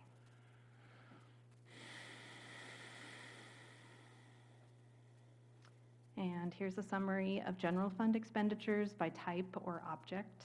Again, personnel estimates include mutual aid personnel costs, which have already posted. Estimates suggest several departments will have some salary savings. And after accounting for transfers and other one-time expenditures that post early in the year, the actual percentage of expenditure budget spent is 58%, which is exactly on track for mid-year.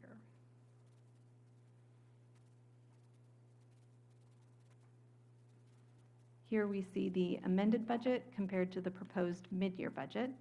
The net impact of the recommended general fund budget amendments is an increase in revenues of approximately $259,000. But because the budget includes capital spending from fund balance, this effectively reduces the drawdown of fund balance by that amount.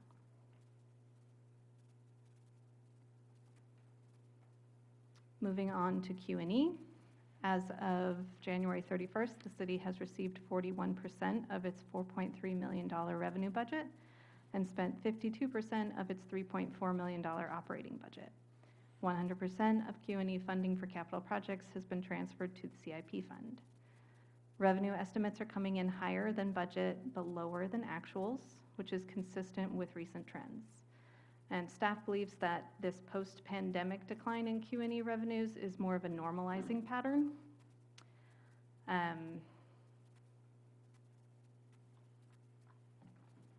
I move forward a slide? I think I did. Yeah, sorry about that. So staff believes that this post-pandemic decline in Q&E revenues is a normalizing pattern that will soon level out.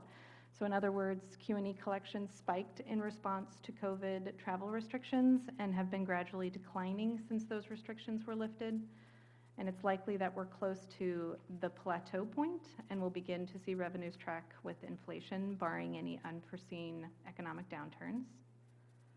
On the expenditure side, the city has spent down 52% of the $3.4 million operating expenditure budget, and estimates are tracking close to budget with a slightly more optimistic estimate of Q&E revenue and some potential expenditure budget savings. Now we're breaking down the expenditures by department, and again, estimates are trending with budget with very small exceptions. It's looking like there may be budget exceedance in police if overtime trends continue as they have. I also wanted to note that I caught a small error in this table where I included the fire ladder repair that was the subject of a previously approved budget amendment in the amended budget column, but I did not include their estimated actuals in the estimated column, so that will increase by $50,000, which is close again to that amended budget total. Consolidated maintenance is looking like they may have some part-time pay savings again this year. And then there's another error that I caught here where $40,000 in contractual services was assumed that it would not be spent, but the department has informed me that they do intend to spend that down. So with those two corrections, the total estimated expenditure budget is going to be $3.77 million.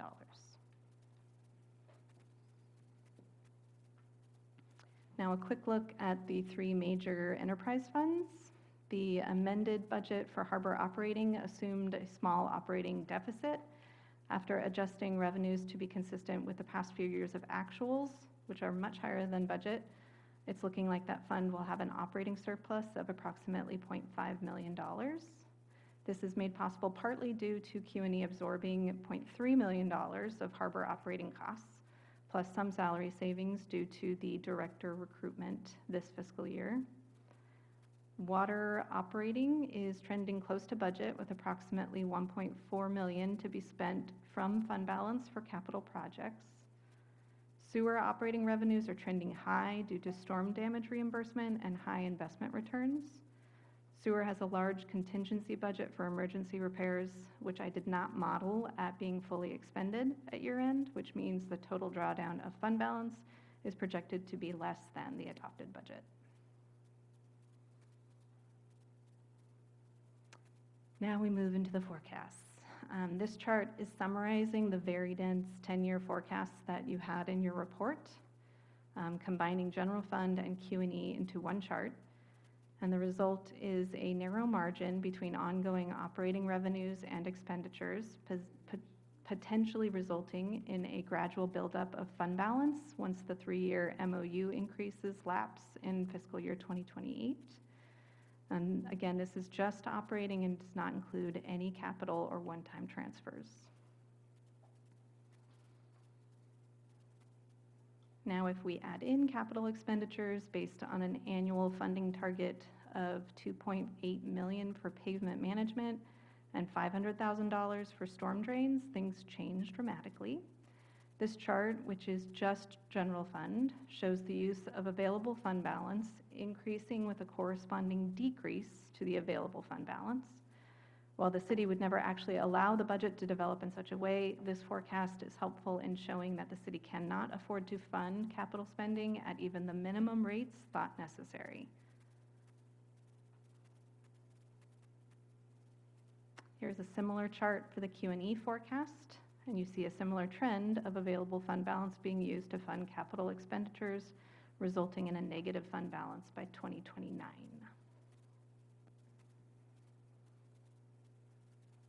And this chart, again, shows the combined general fund and Q&E forecast, compounding the use of available fund balance.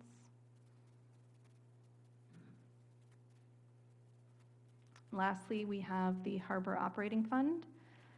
Absent an approved multi-year CIP to pull from, staff assumed a minimum $400,000 per year for capital, which slowly lowers the available fund balance over time. That is the end of my presentation.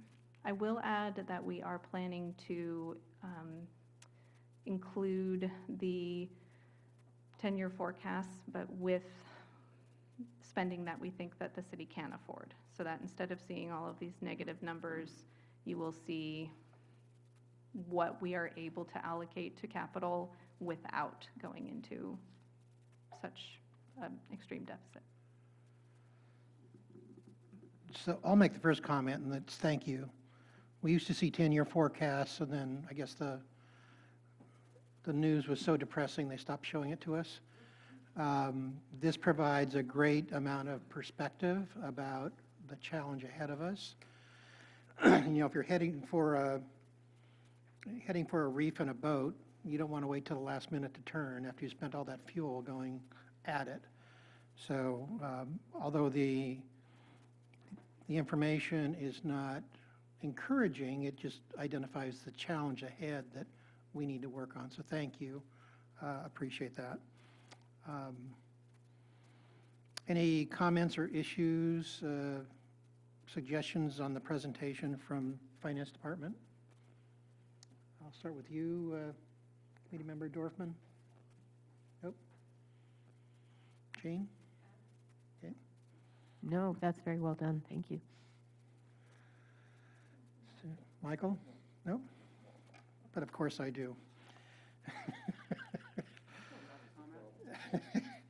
Well, one of them is thank you, and I just wanted to reiterate the discussion on the general fund reserve. I think in the discussion there was a comment that perhaps over the next few years we will not be able to maintain that. And in my own research, nobody else in the county has a level that high. So to some degree, it's going to create an artificial problem that we need to address.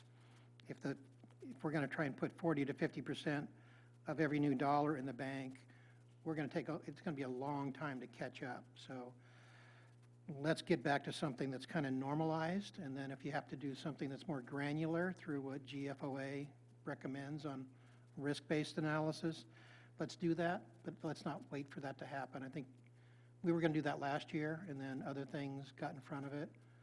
Let's get back to just sort of normal and find out what the headroom is there. So that'd be my recommendation.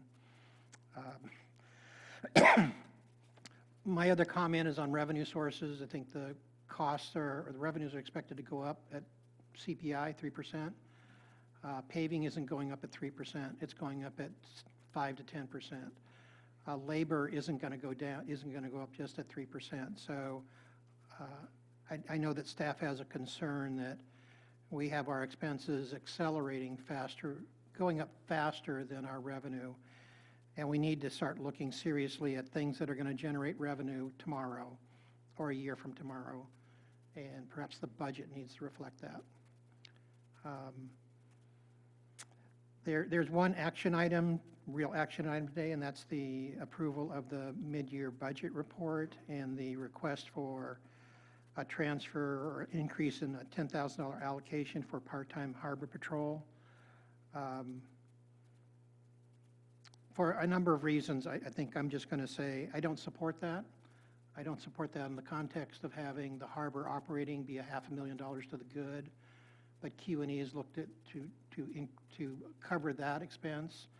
I also commented at the last budget year when we introduced part-time harbor patrol funding that it's not a listed Q&E, regardless of how important it is. It's not one of those things that the voters said we were going to spend money on.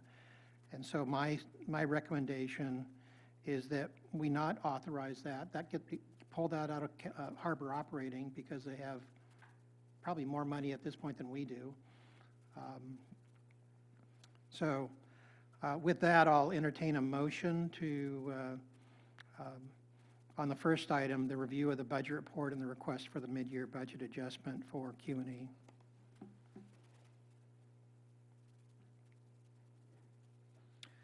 Also move that with the point, and this is where, would you like to include your recommendation that we don't fund that position? Yes. At this point, would that be appropriate? It's, to be- we're still funding the position, it's just the $10,000 increase is what they're asking for a budget adjustment of $10,000 for the part-time Right, harbor patrol.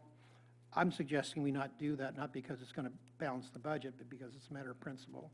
yeah, okay, then, and this would be the appropriate time to include that in a motion? then. Yes, Okay, yes. so I'll go ahead and move that, the approval, with your caveat there that we should not be increasing that by $10,000. Yeah. I agree with that, I think you made a good point on that. Is there a second to move it to discussion? I second. Okay. Any discussion on that item? No? Clerk, call the roll, please. Vice Chair Woody, Yes, Member Dorfman. Yes. Member Johnson, Yes. Member Love, Yes. Chair Peck. Yes.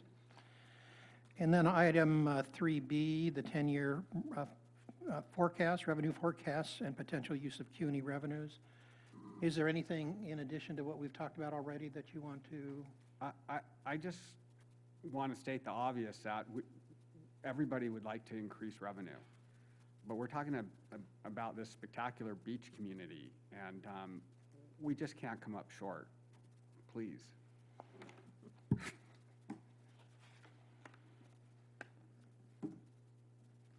Okay. I will add that I believe this is the last meeting before we next bring you the draft budget. Is that correct? Yes, that's correct.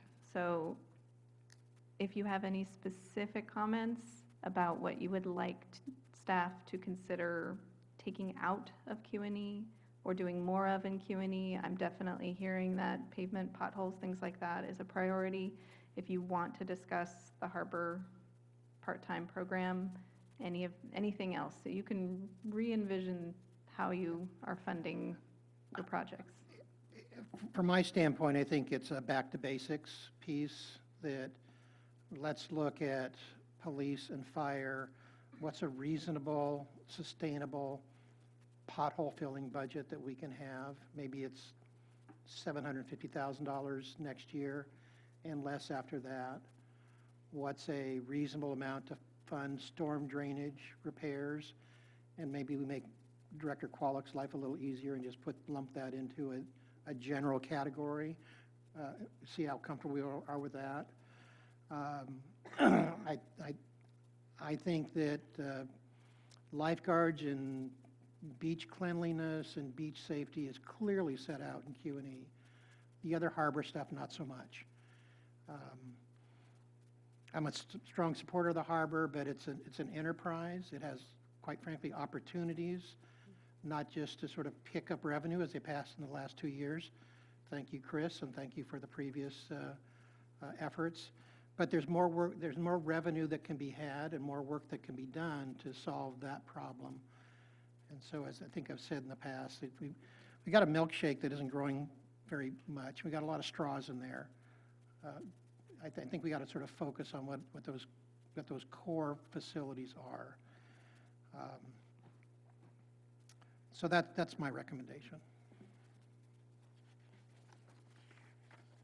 I would just say quickly too, I was rereading the ballot measure language, and youth and park programs and other general community services is named specifically as well. And so I feel like that hasn't been brought up as much today, but I'm looking forward to seeing what projects in the budget that you bring next kind of fall under that umbrella.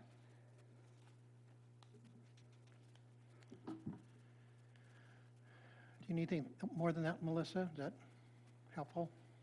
That's very helpful, thank you. Okay, thank you. Item number 4 is review of the City Council goals and objectives update and the receipt of CFAC input for the upcoming goals and objectives setting process. City Manager Kimball, is this your report? Thank you.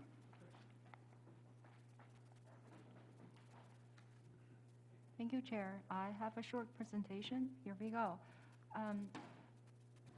As we enter into a city goal setting process, and this is a part of the public engagement process that directors and I will be visiting advisory committees. And so CFAC meeting, today's CFAC meeting is our first stop.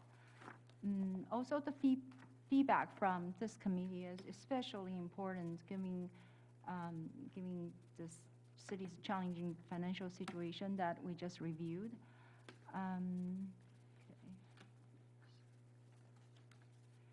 So for our for today, this is the outline. We want to talk about the process, and then the process call for public engagement. And then we're going to talk about the 10-year forecast and the impact of the 10-year forecast, which we already talked about earlier, but I'm going to revisit that a bit. And then we briefly go over status of current goals, objectives, and action items. And lastly, want to hear your input. Okay, let's go on. Okay. The City Council have a Resolution 83-18, which established a strategic planning framework for development of goals. The framework is intending to ensure that annual budgets advance adopted goals. In order to accomplish this, the process requires substantial public input and careful consideration of financial forecast. So the part of the public input, what we do on this is to visit with advisory committees, and we did survey, and then we're also going to have community forum in addition to the final city council goal setting process. So let's take a quick look at the public engagement process. When the survey, so far we received 500 plus responses. It's very interesting. At this point, the preliminary results indicated that Morro Bay has a stable older population base with strong ties to the community. Financial sustainability is a key concern for the future. And then folks are satisfied with quality of life, however, are concerned about economic health. But so that's interesting preliminary funding. And after survey today, from today on, we're going to do the advisory body engagement, come to the meetings, and then a forum is in March, and followed by council goal setting session late March. So first, we need to look at the financial forecast. This slide has been presented to you just now. This one, it's overall everything with operation budget and capital budget, and also reserves included. So we see we are looking at a not very positive financial future. Basically, the expenditure growing much faster than revenue. And moving however, if we just look at operational budget, operational forecast, this look relative a lot better than the prior one. This forecast indicated that we are spending within our means if we don't, we're not accounting for the needs for capital improvement project and then some fund balance, which are critical for our community. So let's move on to the current status and the current city goals. From 2023 to 2025, the City Council adopted 4 areas of focus: public infrastructure, economic vitality, housing, homelessness responses, and community engagement. a total of 27 short-term goals within 4 core areas. And we have done these, we have worked on all of them. Some of them, 60% of them, we mark as complete. And I'm going to go through each of the slides. There's public infrastructure. In this one, Measure E helped to pay for street paving, capital needs assessments, and then development impact fee study. That's within finance department's duty. Also, the public safety needs assessment standards cover is also being worked by finance department along with the fire department. This one is on economic vitality. Under this category, many of the things are directly related to finance department, and also CFAC members have shown great deal of interest in many of these things. For example, the Market Plaza development, the pursue grant opportunities, and also the paid parking study, and then the proposed pilot program. So this area of focus is housing and homeless response. These are more community development related items.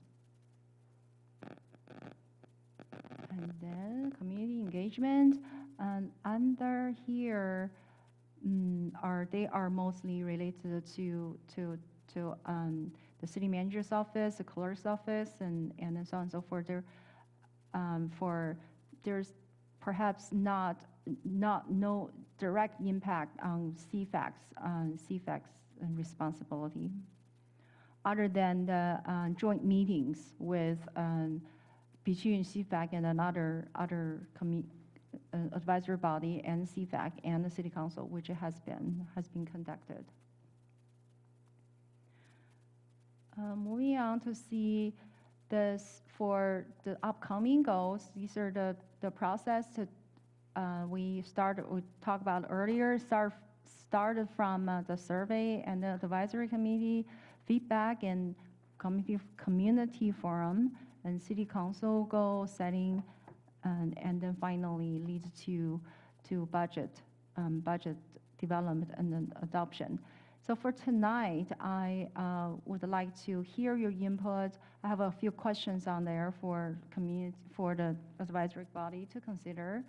Do you think the goals, the current 4-area focus and short-term goals, address the needs and the priorities of the community? If yes, how to modify them for the next? If yes, then how to modify them? If not, give us some new areas to consider. Also want to talk about the work plans, and hopefully after today's discussion, I can bring some of the suggestions as a work plan for City Council to consider to assign to CFAC. Of course, I don't need to say that with this committee. You are the finance committee, and so you really know that you want to keep in mind in available resources, and from financial perspective, and from the city and staffing resource perspective. So that's I'm just really going through it really fast in the interest of time. But this slides have some examples of previously identified items by CFAC. So with that, yeah. Would you like us to weigh in at this point, City Manager? Yeah, please, Okay. please, yes. So the several items that are requested for input are, do the current city 4 areas of focus and short-term goals address the needs and priorities of the community, particularly in relation to CFAC, Finance Department, areas of responsibility? If yes, how to modify them for the next cycle? If not, what are the goals the City Council should consider? Let's unpack that one first. We start with Committee Member Johnson. Yeah, in broad agreement with the 4 areas. The one I'll comment on is the area I've been looking at most, which is economic vitality. And I would expand what you're looking at there. I think there's tremendous, we've referred to this earlier, but tremendous opportunity in looking at the city's portfolio of real estate assets, which is frankly unprecedented for any city. It's and maybe because it fell into its lap, it's not been fully appreciated. But and I know that there are efforts underway. There's the waterfront development study. There is the property assessment that's going on right now.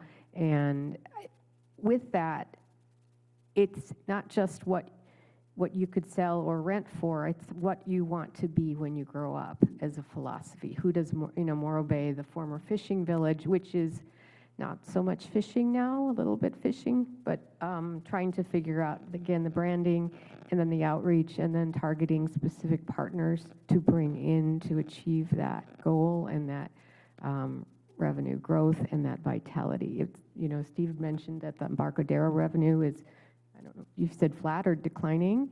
That's a jewel. It absolutely could be enhanced in a variety of ways. And those take kind of concrete direction setting by the city. And then even things like,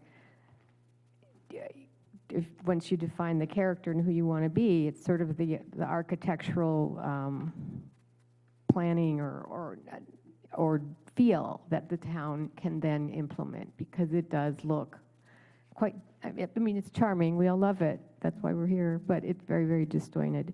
Yeah,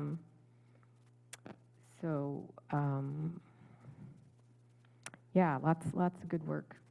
Lots of untapped potential is what I would say, and to really get into a proactive mode on all of those things. Brian?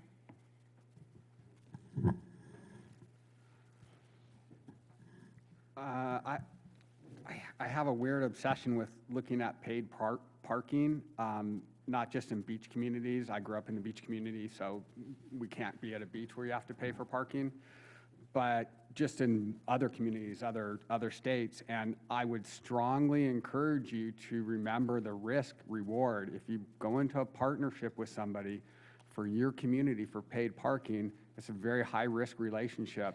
Morro Bay could do so much better.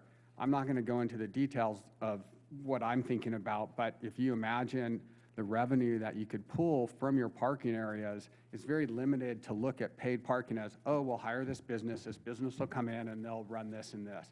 That's one way that paid parking has been done, and sometimes it works well, sometimes it's the biggest nightmare that the city's ever had and they can never get out of it. If Morro Bay is considering paid parking, I would appreciate if we could have a real dialogue about how we could generate revenue with that same concept, so that the tourists come and they want to pay for something. They don't have to pay for something.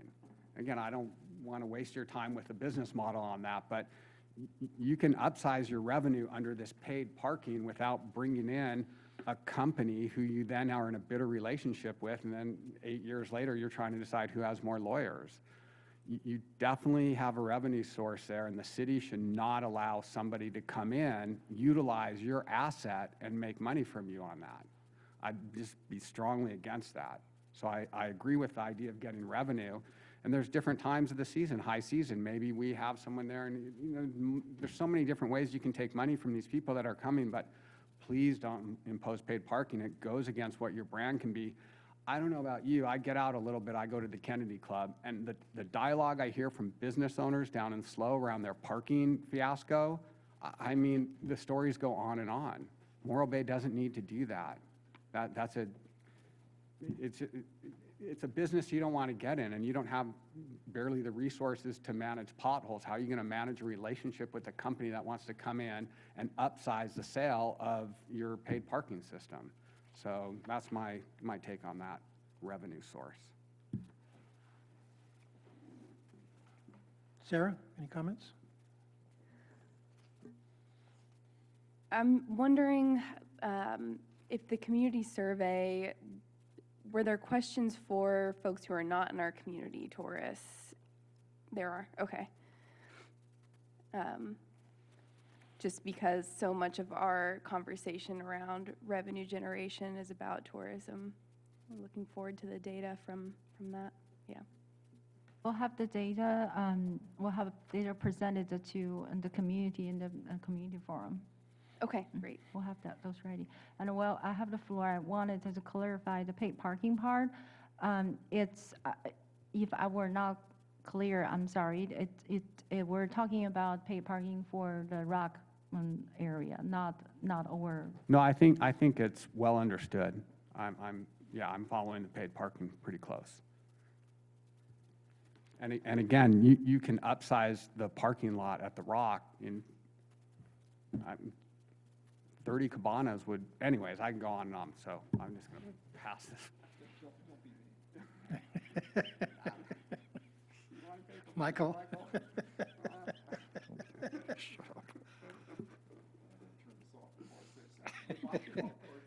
No.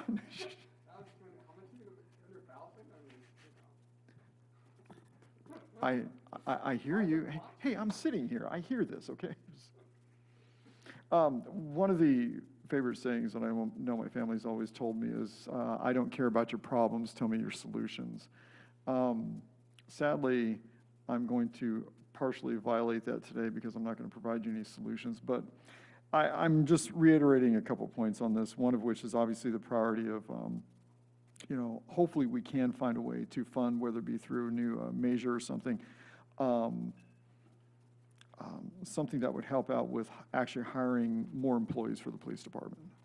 I mean, that's, I don't have an answer for that. He's sitting here. I wish I did.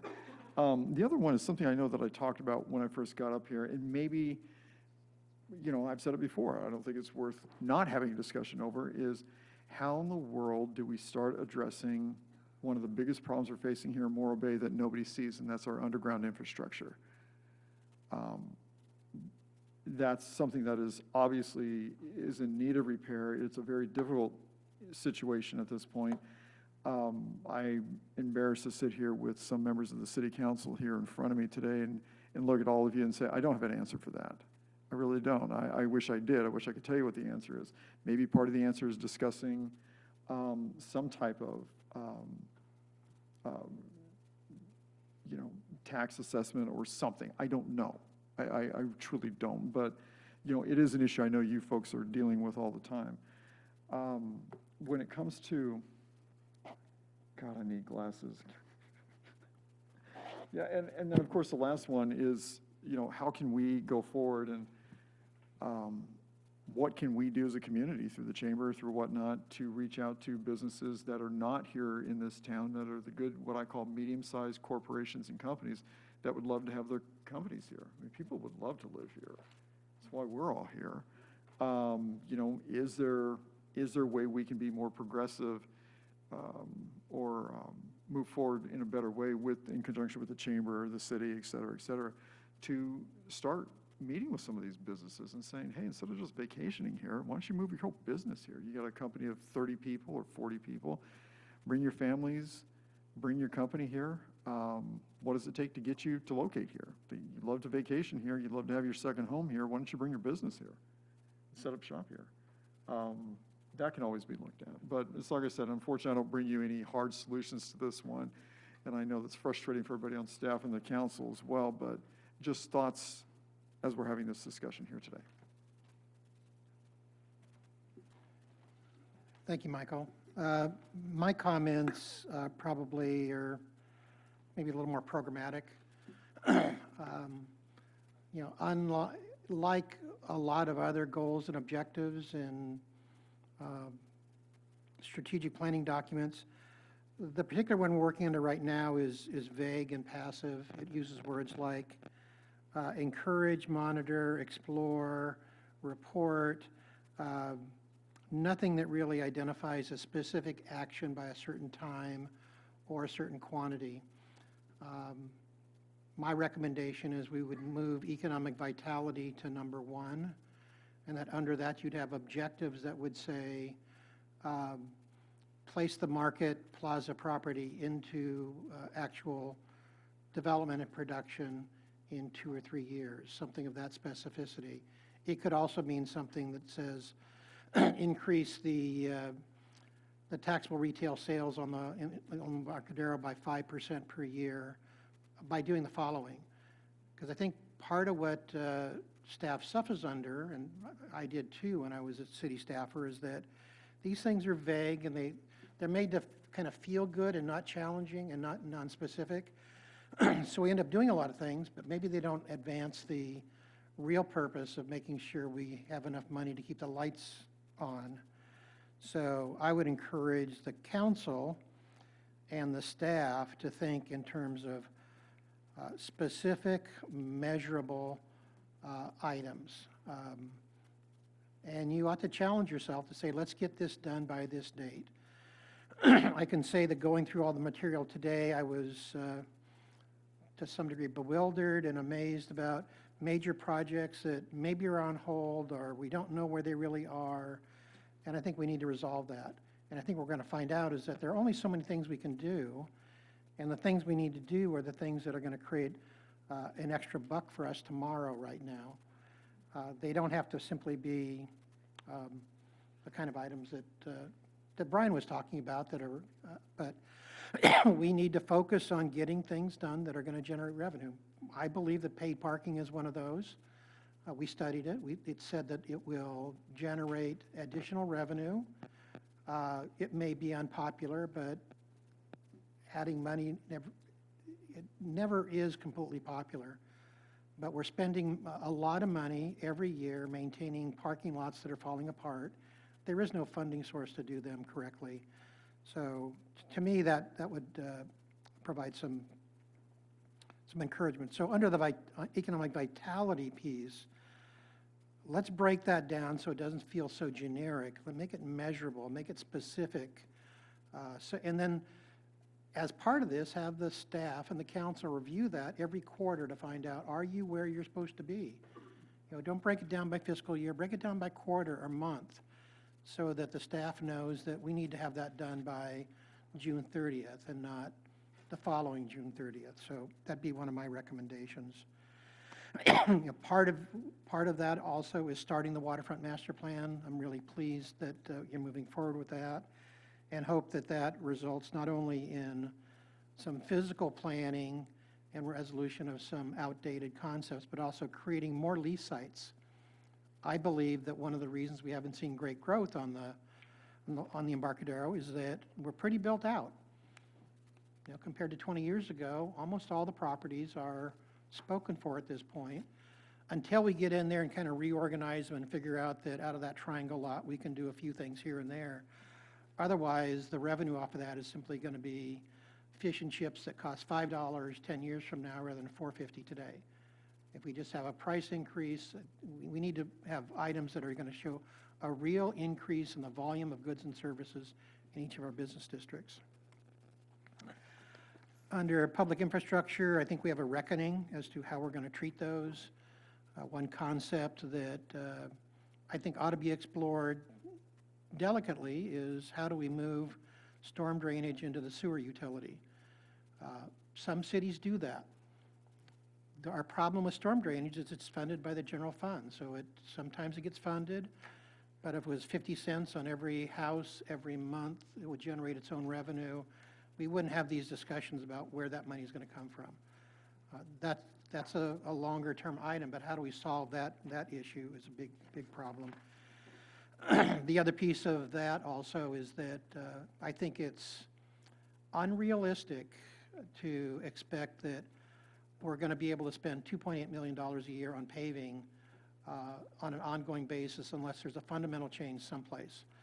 I think that our pavement management consultant advises we need to spend $4 million a year just to keep up. That ain't going to happen. And so let's get our arms around what we can do rather than pretending like we're keeping up when we're not. I think the paving job that Director Qualick did covers a lot of the community. I think it looks good. It covered a lot of area, but it's basically a 3-year program. So we ended up spending $1.5 million a year, saving that and doing a big job. But let's not fool ourselves that we're going to be anywhere near spending $4 million a year on paving. So I think we need to look at that. We learned early in the meeting that Director Conrad's losing one of her key employees because of a housing and commute issue. I think we ought to uncouple housing and homelessness. They are different issues. Housing, having spent some time in the chamber world, that's an economic issue. It's a workforce issue. Homelessness is a social issue. There are different people addressing those kinds of things. So I think the city ought to get serious about how it's going to produce the housing it said it was going to produce in the general plan, and do some master planning in those areas so when someone comes in and says, I want to develop that for additional housing, workforce housing, we know what the answer is. I don't know that we're there yet. In regards to community engagement, I think we do a lot of things. You know, I always look at community trust, and I think part of our job is to amplify community trust in the budgeting process. And I think the more that we do in kind of cross-advisory body working groups, the better that's going to get. And I think with regards to the items that City Manager Kimball referred to, the possible items, cost allocation plan, yes. User fee study, yes. Multi-year capital improvement budget, yes. Evaluate opportunities for city CalPERS and OPIB, yes. Although I think we need an update on the 115 trust. We had a discussion on that, I think a couple years ago. You know, how is that working out? And a review of Harbor Department fiscal sustainability and capital improvements. I think continuing the work that the subcommittee did between HAB and CFAC is worthwhile. I think there were 2 or 3 items that we were asked to study. There was more that could be done, needs to be done, so that's one option. I think there was a question about small revenue enhancements. Those should be looked at, but I think the work that Gene and Brian are doing, expanding the pie, you know, making sure visitors come here, freshening up the community. So it's a new experience than it was 10 years ago. We can't say that. So I'll leave it at that. I think does that provide you with the input you needed, City Manager Kimball? Certainly, thank you, Chair. And then today also, thank you, I really appreciate that. Today also, during discussion, one item was brought up by Member Love as far as the community grant process. So is that something that this group would like to recommend the City Council to refine the process, or is there something that I think the comment was that was something that these 2 members did as part of our effort. Perhaps that's something that is an ongoing item. I don't know how you want us to be involved. I'm sorry, and help me with this.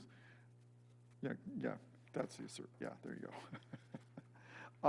Yeah, my understanding was that there was going to be a refinement of that process in the coming year, wasn't there? We can, it hasn't been considered, that's why I brought it up, because the process, when the review committee went through the process, it was complicated, and I know you two were involved in the process, some questions, and just need some clarification, and I had thought that that could be something we can consider to refine and to look into that, compare with other municipalities, what their experience, and look into that. And it's not on current goals, and it has not been emerged as a priority yet. Yeah, I think that's a great idea. And if there's feedback that we can give, since we reviewed the applications I looked over, but Councilmember Edwards is not here right now, but she was earlier. So if there's feedback that we can give around that process, I know a lot of the discussion at the council city council meeting was around, you know, specific criteria for application for the grantees. And so, yeah. So if I get a consent from the entire group and the committee, I can totally provide that to city council where that can be considered as upcoming a short-term action goal, which is that one, I agree, that will be measurable, that will have a time frame, and then we hopefully have a good product for that. It's being especially considering that item has been budgeted year after year, is expenditure. Like, Yeah, I was just trying to ask how much budgeted each year for that. I think it varies. It's 60,000 one year, and it's supposed to be 35,000 the upcoming year. But I know Brian and I did this process also the year before, and we had some comments about sort of the maybe need for a little more either rigor or transparency, just because there was these vague grants with pretty much no accountability afterwards. That's all. I think there's an agreement with anybody who's been involved that it needs to be overlooked, needs to be looked at again and maybe refreshed. I think we could go for an hour about why it didn't work well, but I think your time is better spent just refreshing that. I did have a question. I'm sorry, I should have asked earlier. You talked about the survey. Were those surveys, did they go out to the college students, the Cal Poly and Cuesta students? Are they in your surveys? We're talking about the revenue part, so the surveys. Yeah, we sent it out. We didn't do a specific reach out to college students, but I believe Okay, we want to. We want revenue. They have it. Their parents have it. I don't know. It's only 12 miles from here. We could walk there and go pick up the revenue. I mean, it's been too long. We certainly want Sorry, to. We can do that. I will add on to the work program item is that certainly continuing what council started last year to have joint meetings with the CFAC and PWAB on capital projects. We learned a lot. I think they learned something from us. And we hear the same information rather than kind of this siloed, compartmented information. The same thing with the HAB. Michael and I served with some folks in the HAB. I think that was very helpful, kind of breaking down those advisory body barriers. And then even a meeting with the city council that led to the revenue discussion we're having in the work program. So getting aligned with the council, both in terms of the strategic plan and hearing what their expectations are, is very, very helpful. So I would, and maybe there's a next step to all that, but you know, the more we can do to work as a small town rather than 5 little, even smaller towns is better. So, and I don't want to leave the meeting without saying that by comparison of others that I've had the opportunity to work with, your finance staff is terrific. They're responsive, they understand, they're not argumentative, they're professional. So, you know, thank you for that, and we hope to continue that as part of our work program. Thank you. Appreciate it. I want to make one more comment because I was just found in the course of my research that Pismo has what they call a tourism advisory board. And of course, they have like much more revenue per capita from tourism than we do. So we have, I know we have a lodging board, and that's great for specifically lodging, but there's also a big market as far as, you know, staycations and visitors from the county and just looking at the broader range of offerings in the city. So maybe either adding that mandate or, because I know we have a lot of advisory boards as it is, but they do a great job in promoting their tourism. That's a great suggestion. I just want to point out the difference between Pismo and Morro Bay is that Morro Bay have its own separate TIBID, which is Tourism Business Improvement District. Whereas in Pismo, that TIBID is within the city. So, so city of Pismo, all the TOT, well, that's getting to a long story. They'll get all the TOTs to the city, and they can use for tourism that city council see fit. But here is a separate body. So Tibet has its own board and its own structure, and they have their own bylaw and what they can use that Tibet DOT for. So there's a bit difference. We do work with Tibet closely. Do you need anything else from us on that item? Okay. So Director Conrad, it's 5:30. We can skedaddle out of here for the Planning Commission and save the SRF discussion for another day, or we can probably spend 15 minutes on that. It's your call.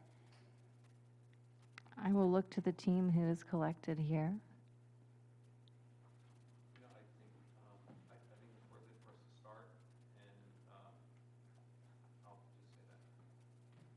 It's worth it to start.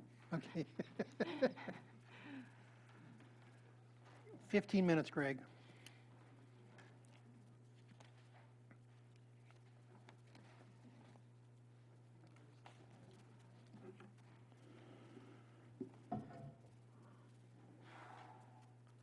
Thank you. And as they're pulling up the presentation, I say it's worth it to start because we really took a high-level approach to this analysis. Staff, along with some consultants, spent some time developing a model, and we've run that model, a financial model of our water and sewer funds, and we had a couple of conclusions from that model. And on the basis of those two conclusions, we have a recommendation. And I'd like to go through the presentation for the sake of showing the CFAC that, and if the CFAC seeks something different from what we've presented, we could bring that back at another time. So quick background, and I'll try to go quickly through some of these, but please stop me if there's any explanation needed. For anyone that doesn't know, we've had a water reclamation facility program that's included a brand new sewer plant, a conveyance system going along with that that includes pump stations, a recycled water component that we're currently still in the middle of, and decommissioning and demolition of the old wastewater treatment plant. That last one was not originally part of the program budget, and that program budget is just under $160 million. Again, that does not include decommissioning and demolition. So let's talk about how this $159.8 million is being funded. We actually currently have available to us $170 million, but I want to talk that through. We have an original SRF construction loan at $66 million, an SRF construction loan amendment, which we're talking about today, which is $21 million, SRF planning loan at $10 million. We have a $5 million grant, which is actually loan forgiveness from SRF. We have $61.7 million from EPA WIFIA loan. We have $75,000 from a planning grant from SRF. And then we have two grants that total $10.5 million. We don't have grant agreements for yet, but we are hoping to pen those soon, and we're working diligently on those. There's a lot of steps that need to be gone through. But when you add all those up together, we have $170 million. $128 million of that funding has already been spent. And there's still $47 million left. And beyond this, part of the program has also been cash funded. So just want to give you a glimpse that as of right now, assuming all of the funding comes through with the grants, we have more funding than we need. And so that means that we're in a position where we can be strategic about where we draw the remaining funding from.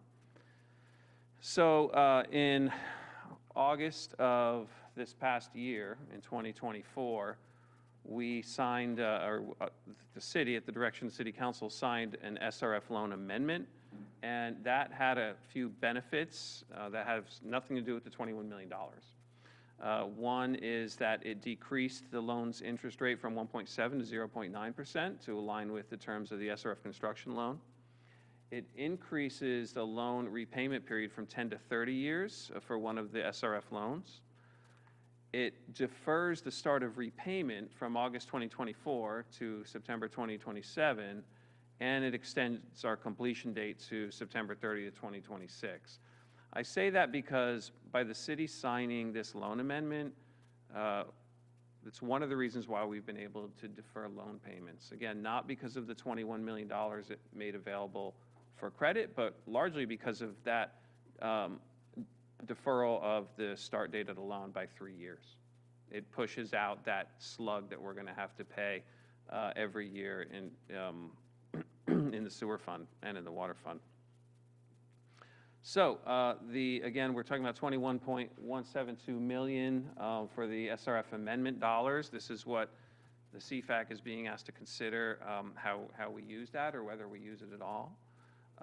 And staff's recommended use for it is we have $16.7 million worth of cash-funded invoices. In other words, contractor and consultant invoices we've already paid out of the sewer fund specifically, where we can apply those invoices to this, this loan and bring in that money as cash to the city at 0.9% interest over 30 years.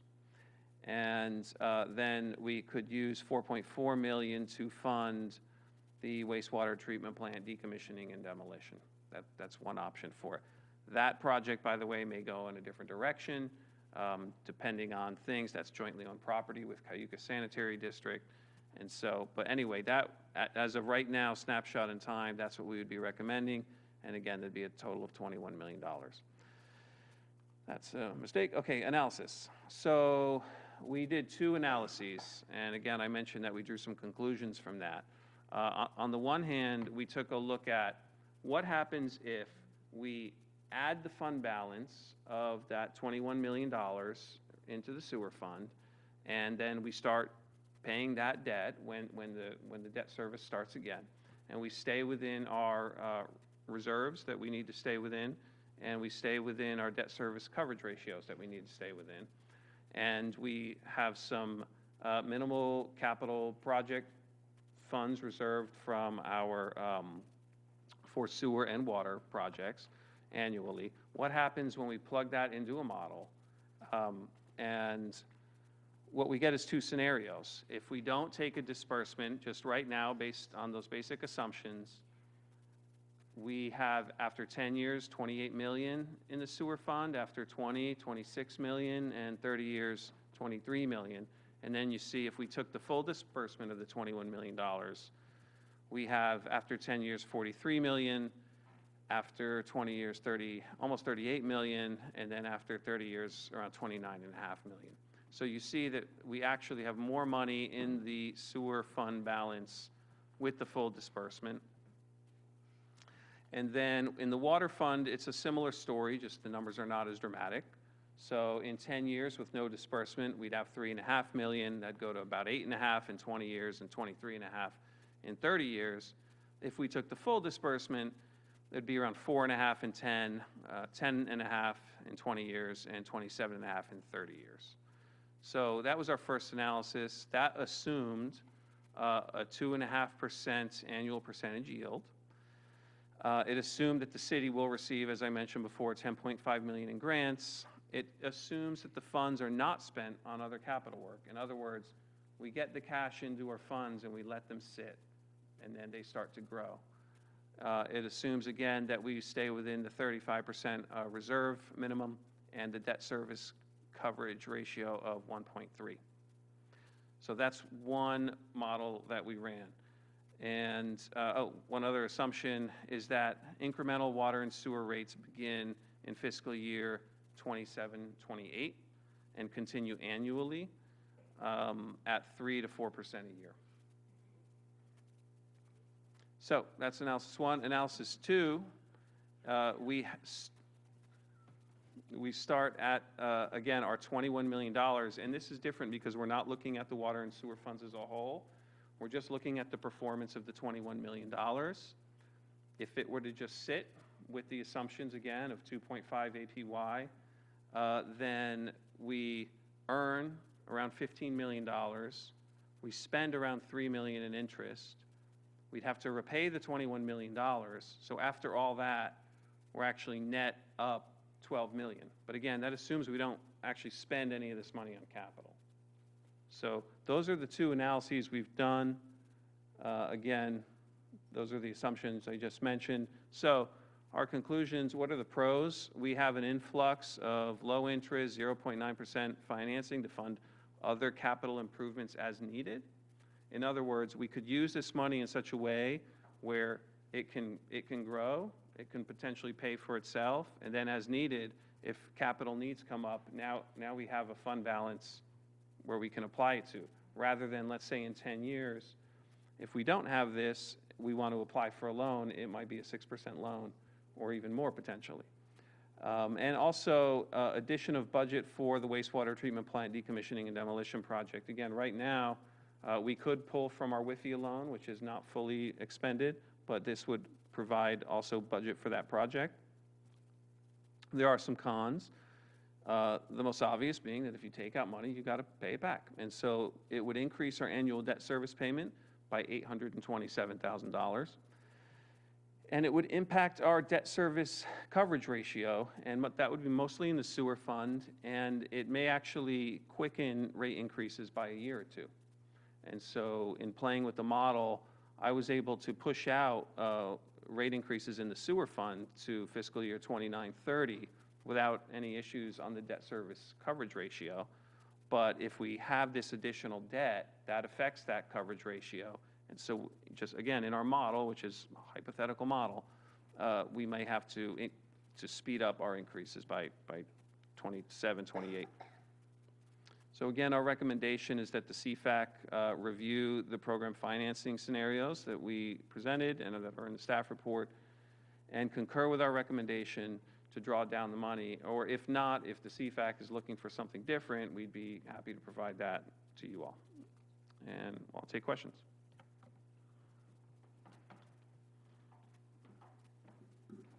I think I'll start with questions. Thank you for the presentation. I think much of the information we just looked at is new, right? That was in the packet, the information that Yes. I think what was not in the packet was the analysis. The analysis is in the packet. What was not in the packet was this. Right, right. So when I reviewed this, I said, so from a cursory standpoint, borrowing money at 0.9% rather than 1.7% sounds like a good deal. Reinvested at 2.5%, you're covered. But I'd like to see more homework, and you presented some of it here. So I guess I'm going to ask that we come back with additional information, and maybe it's not another approach, but certainly one of the questions that I would ask is that, so is this just a way of accumulating an additional $12 million 30 years from now for maybe a council 30 years from now? Or does this help us finance some of our urgent needs, whether they be the Nutmeg pressure system? Is it a way of borrowing money to do some actual work today? I think you've answered one of the questions, and I guess it was the flip, is that if borrowing this money is going to accelerate rate increases, I think we need to go into that with eyes open. But I'd like to see more homework. It appears that the analysis has been done that I asked for, or at least some of it. I'd like to see, something that, breaks it down into what does a sewer fund look like. There was a reference in the presentation about a 35% reserve requirement. I'm not quite sure whether that's the city reserve requirement or the enterprise reserve requirement. I'd like to see that broken down a little bit so it's clearer about how much money it needs to be in kind of a cash equivalent account for emergencies and how much of it sort of falls into a excess fund balance account that we might be able to use for actual projects. I'm not interested in simply borrowing money to end up with more money at the end of 30 years. We've got too many things that need to be done. So those would be my comments. Again, it's more about I need to see the homework. I need to see the cash flow. It sounds like much of that work's been done. So if this is not a urgent matter, we can have a meeting in March or April or at the May meeting to follow up, but that would be my comment. I like to dig into this to find out what the ratios are and how all the overlapping debt is affected by this. So, and I can't see it with what I have in the packet or what I've just looked at. Comments from others?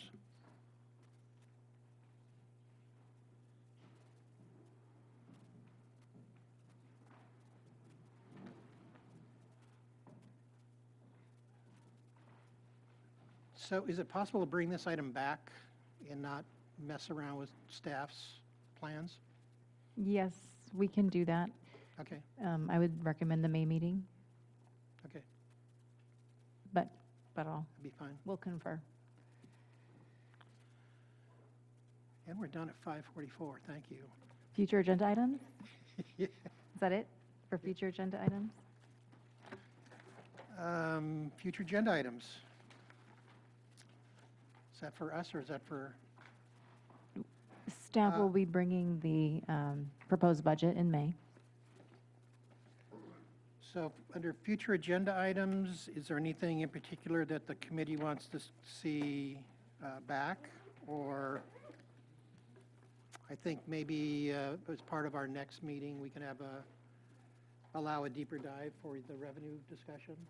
Since we'll probably be well into theoretically completing that at that point, so What month is that? that's May. Okay. May. So let's agendize that as a full item rather than just a committee report. We'll work to get some material in the packet ahead of time. Anything else? I'll entertain a motion for adjournment then.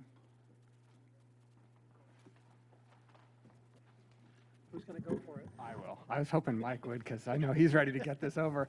I motion for adjournment. Is there a second? I second that. All in favor? Aye. Aye.